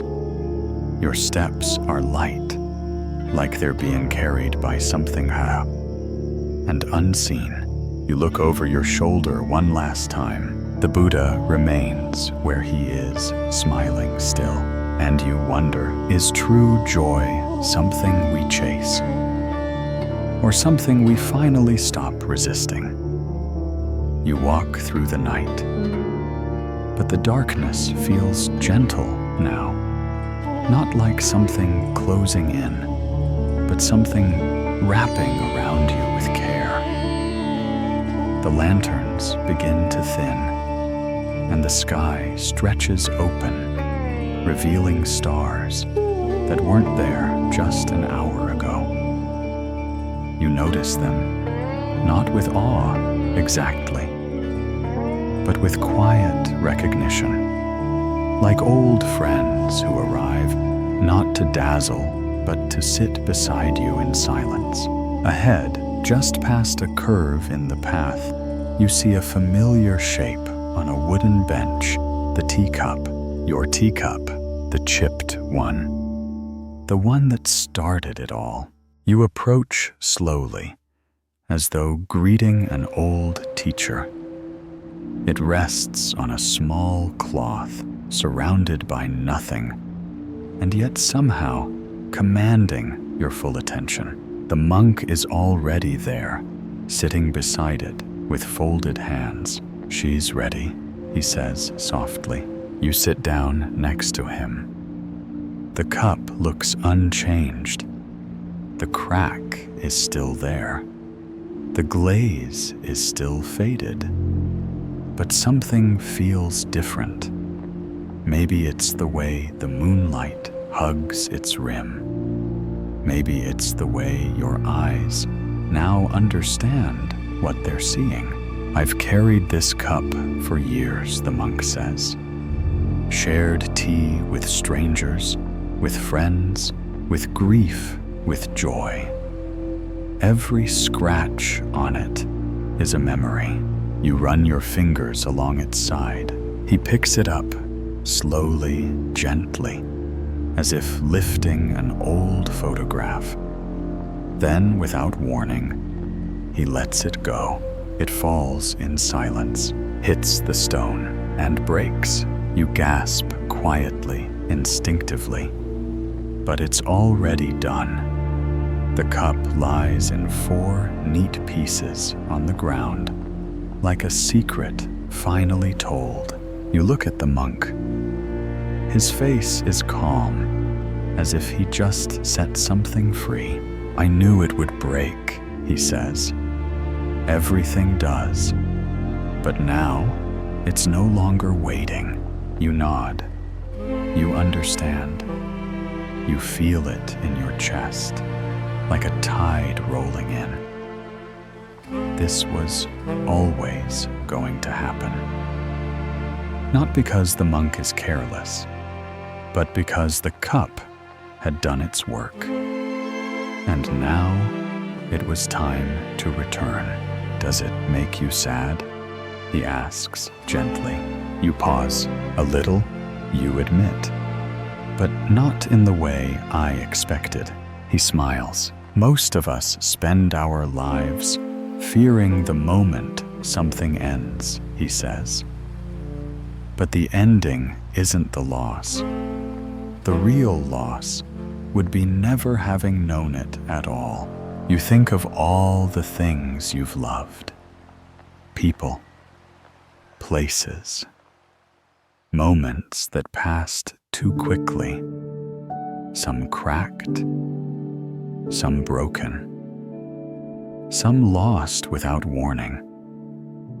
But each one left a shape in you, a story, a still warm imprint. There's a Japanese practice the monk continues called kintsugi, mending broken pottery with gold. The cracks are not hidden, they are illuminated, because the damage is not shameful. It is the history of the object. He leans down and gently gathers the cup's pieces, arranging them in a soft circle on the cloth. "We won't fix it tonight," he says, "but we won't discard it either. This cup has earned its rest." You place your hand beside it. You recall a phrase, "All conditioned things are impermanent." When one sees this with wisdom, one turns away from suffering. And you think, maybe the cup didn't just teach you about gratitude. It taught you about impermanence, about release, about loving something while it still lives in your hands. The monk touches your shoulder. The tea was never about the vessel, he says. It was about the warmth it held. You close your eyes. You remember your first sip. You remember the silence. You remember the child with the stone, the spoonful of moonlight, the echo in the empty room. All of it And you realize none of it is gone. Not really. It lives in you now. In your breath. In the space you've made. In the way you see the world with quieter eyes. The monk rises. You're carrying many things now, he says. But they're not heavy. You glance down at the cup's pieces once more. You don't feel the need to fix them. You feel gratitude, not for the object, but for the story. You stand. The stars overhead blink gently, as if bowing with you, and you wonder if something you love must one day break. Can you still love it completely right now? The pieces of the teacup remain on the cloth, glinting faintly beneath the moonlight. You leave them there, not as something discarded, but as something honored. There's no rush to sweep them away. Some endings deserve to rest in the open air, unhurried, unashamed. You and the monk walk again, but slower now. Not because you're tired, but because the path seems to ask for your attention. Every stone, every shift of wind, every crunch of soil underfoot feels like part of a ceremony you hadn't realized you were part of all along. Eventually, the trail bends toward a wide meadow rimmed with tall grass. You recognize the place, not from earlier on this journey, but from somewhere quieter, maybe a dream, maybe your own heart. The blades of grass shimmer silver in the night breeze, bending and lifting, as if whispering old secrets to one another. The monk gestures for you to follow him into the meadow. You walk in. The grass brushes your calves, your hands, your thoughts. He stops near the center and kneels, motioning for you to do the same. This, he says softly, is where we learn to forget. You furrow your brow. Forget what? He smiles gently. The things that hurt to remember, and the things we cling to too tightly. Not to erase them, but to let them float. You sit cross-legged, the grass rising around you like a gentle tide. There's a teaching, he says, that remembering without attachment is like watching clouds drift by. You see them, you acknowledge them, but you don't follow them. You nod, beginning to understand. There was once a monk, he continues, who was tormented by memories, old betrayals, lost loves, guilt that clung like wet cloth. No matter how deeply he meditated, they would return. The wind picks up slightly, dancing through the field. So his teacher gave him a task. Each morning, he was to whisper a memory into the wind. Just one. Not explain it. Not analyze it. Just whisper it. And let the wind carry it away. You glance upward. The stars are brighter now. Some days, the monk says, he cried. Some days he laughed. But he kept whispering. Until one morning, he sat and realized there was nothing left to say.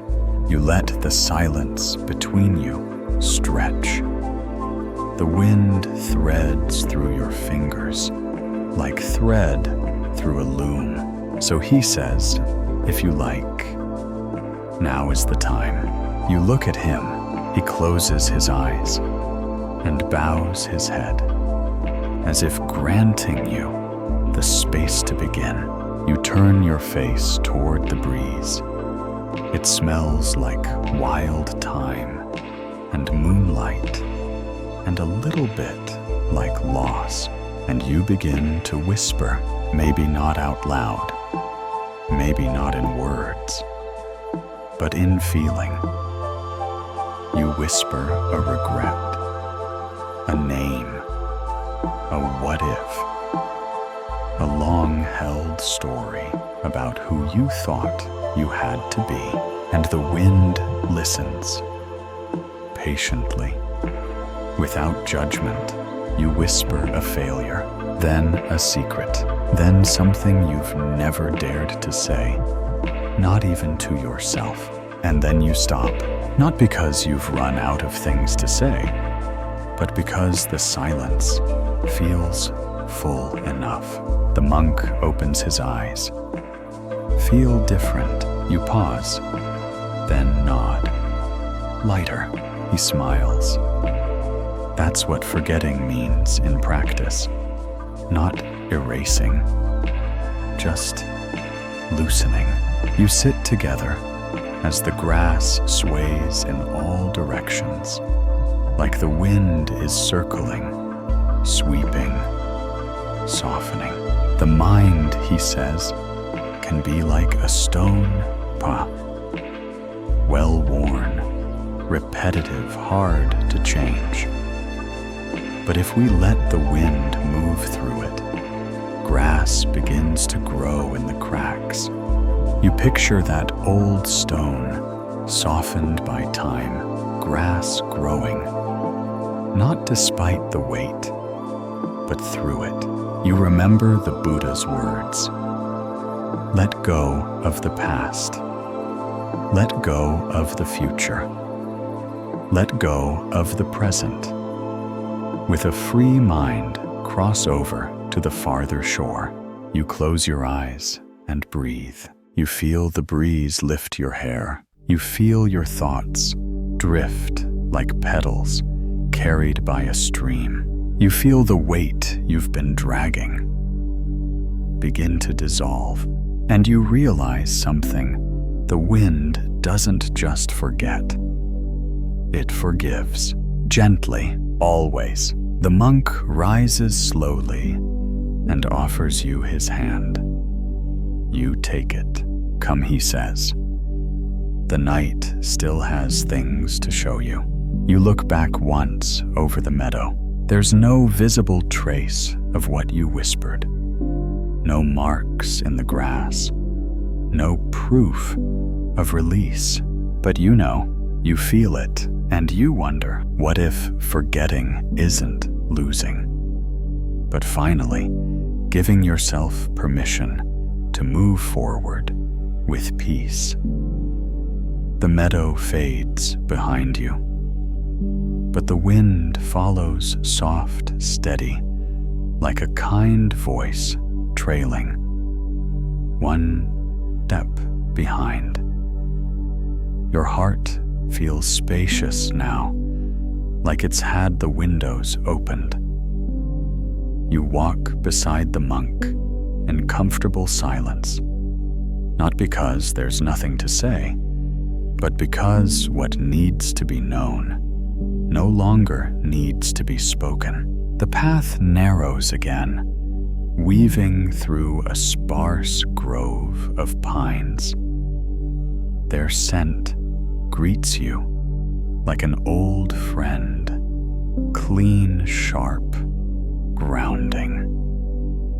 You inhale deeply.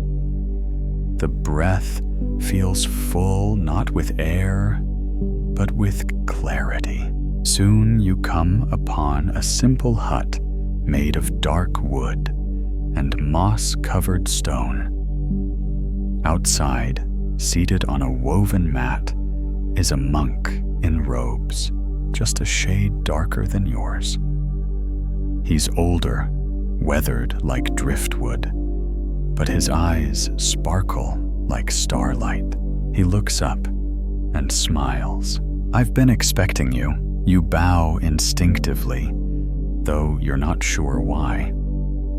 Something about him demands reverence, but not in a hierarchical way. More like a fire that's burned steadily for years. You honor it because it has never stopped offering warmth. He gestures for you to sit beside him. The monk who's walked with you nods and steps back, giving space for something sacred to unfold. Before you can ask a question, the elder reaches into the folds of his robe and pulls out a simple, threadbare coat. It's small, faded, patched many times over. He lays it across your lap. "This," he says, "is my only possession." You look down at it, surprised. "Only woo," he nods. "When I arrived here many years ago, I gave everything else away." You touch the coat. It's lighter than you expected, soft at the edges. It feels more like presence than fabric. "I kept it, not because I needed to stay warm," he continues, "but because I needed a reminder." You tilt your head. "A reminder of what?" He smiles, placing a hand over his heart. "That I can give everything and still not be empty."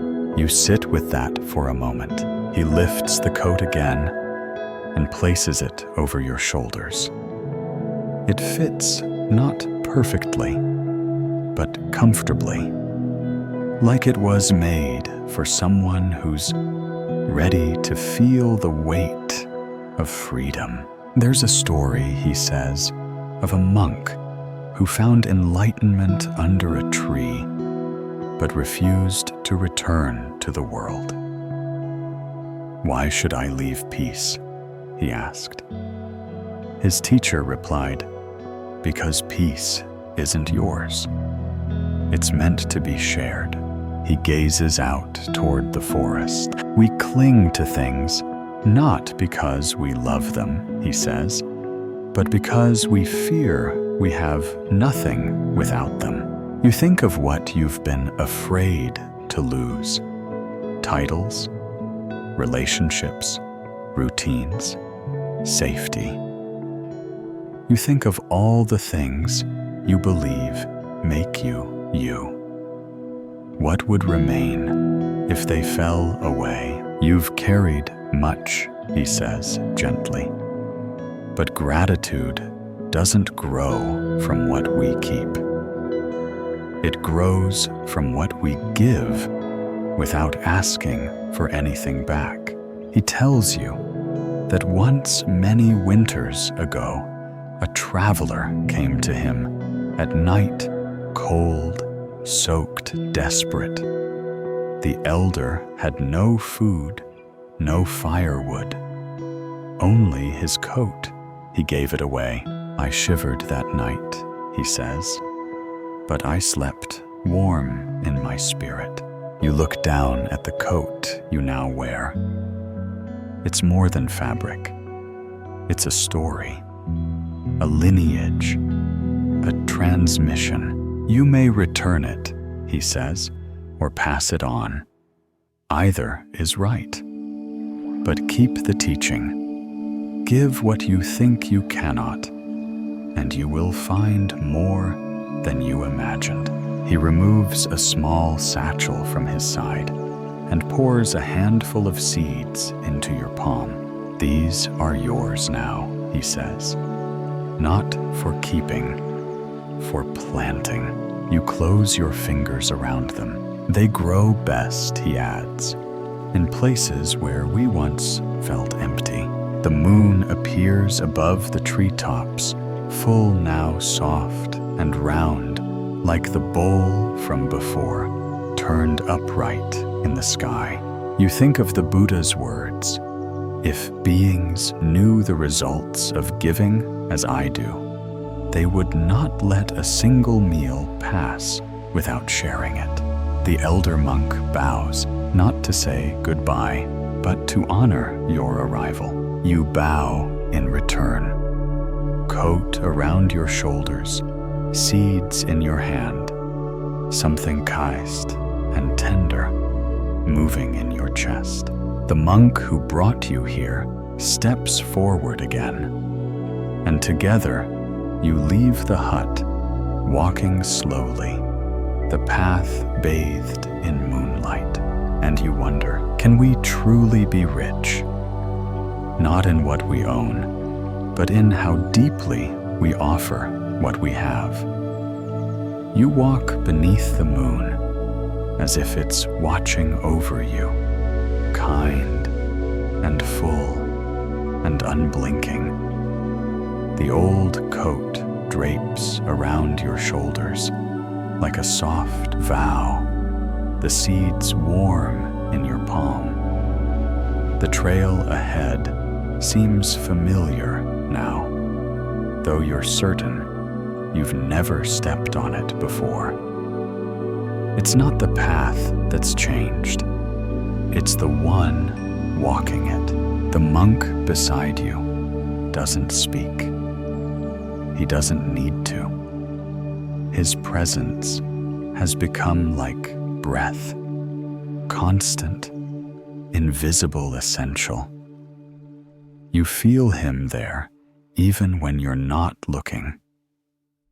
His silence carries more comfort than any explanation could. Eventually, the path opens into a wide hilltop, bathed in soft silver light. The breeze is calm. A few fireflies hover low near the grass, flickering like thoughts that have learned to rest. The monk gestures for you to sit. You do lie, folded, hands resting in your lap. He lowers himself beside you, cross-legged, spine, tall gaze, steady. He says, "Do you remember the teacup?" You nod. Of course you do. You think of its crack, its quiet wisdom, its final gift. He smiles. You were never meant to keep the cup. You were meant to become it. You turn to him. Empty, he shakes his head. Open, a pause. He breathes slowly, deliberately. You've learned to sit in silence, to hold space for others, to bend like bamboo flow, like a stream, and release what no longer serves. You've even let yourself break. And in doing so, you've discovered something deeper than knowledge. You wait. Gratitude, he says, not as a practice, but as your nature. He closes his eyes and repeats softly, gratitude is not something you'd. It is what you are when you stop holding your breath against the world. You let those words settle. You watch them echo across your thoughts like a single bell in a quiet canyon.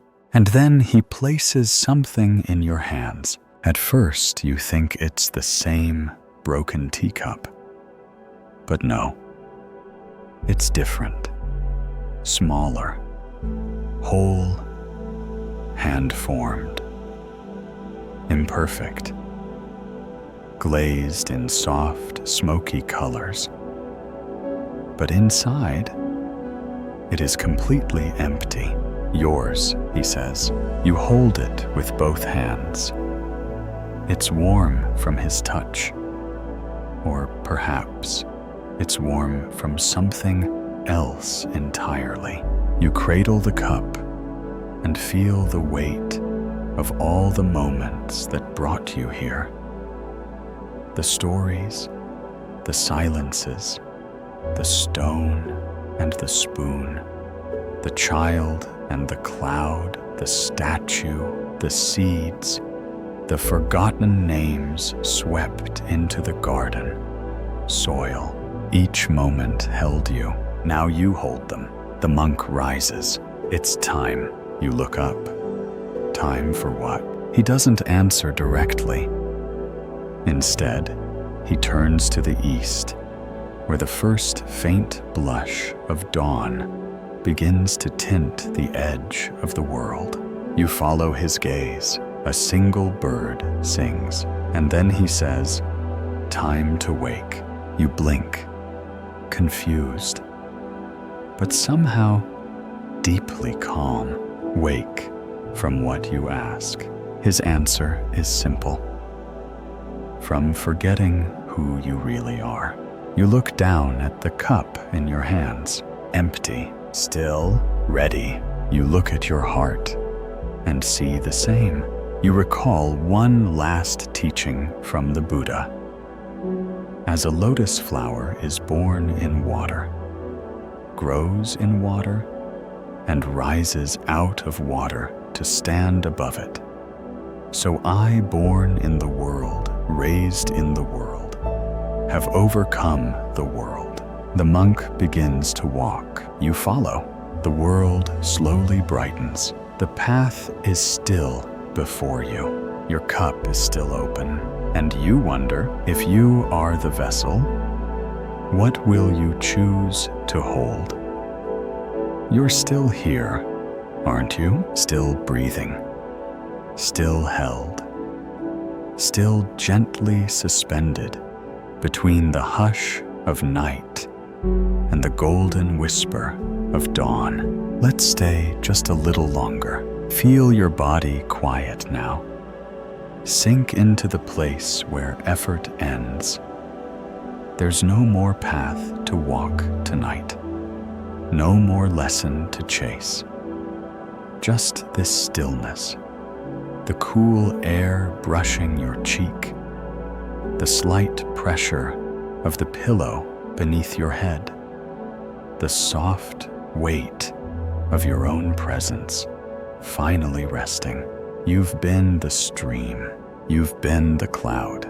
You've been the broken teacup and the tiny stone and the spoon that held moonlight. And now you are simply here, perfect in your openness, whole in your emptiness. There is nothing left to prove. No need to grasp. No need to fix. Let your breath deepen. Now slow wide, like the first light stretching over a quiet field. Feel your chest rise and fall. Like a wave that asks for nothing. Like a leaf returning to the earth. The stories tonight were never meant to teach you anything final. They were here to remind you that you are not lost, that even your cracks have shape, that gratitude, like tea, is best served slowly. So rest, dear one, let sleep carry you, like the wind carries the whisper of a monk's robe, quiet, gentle, unseen.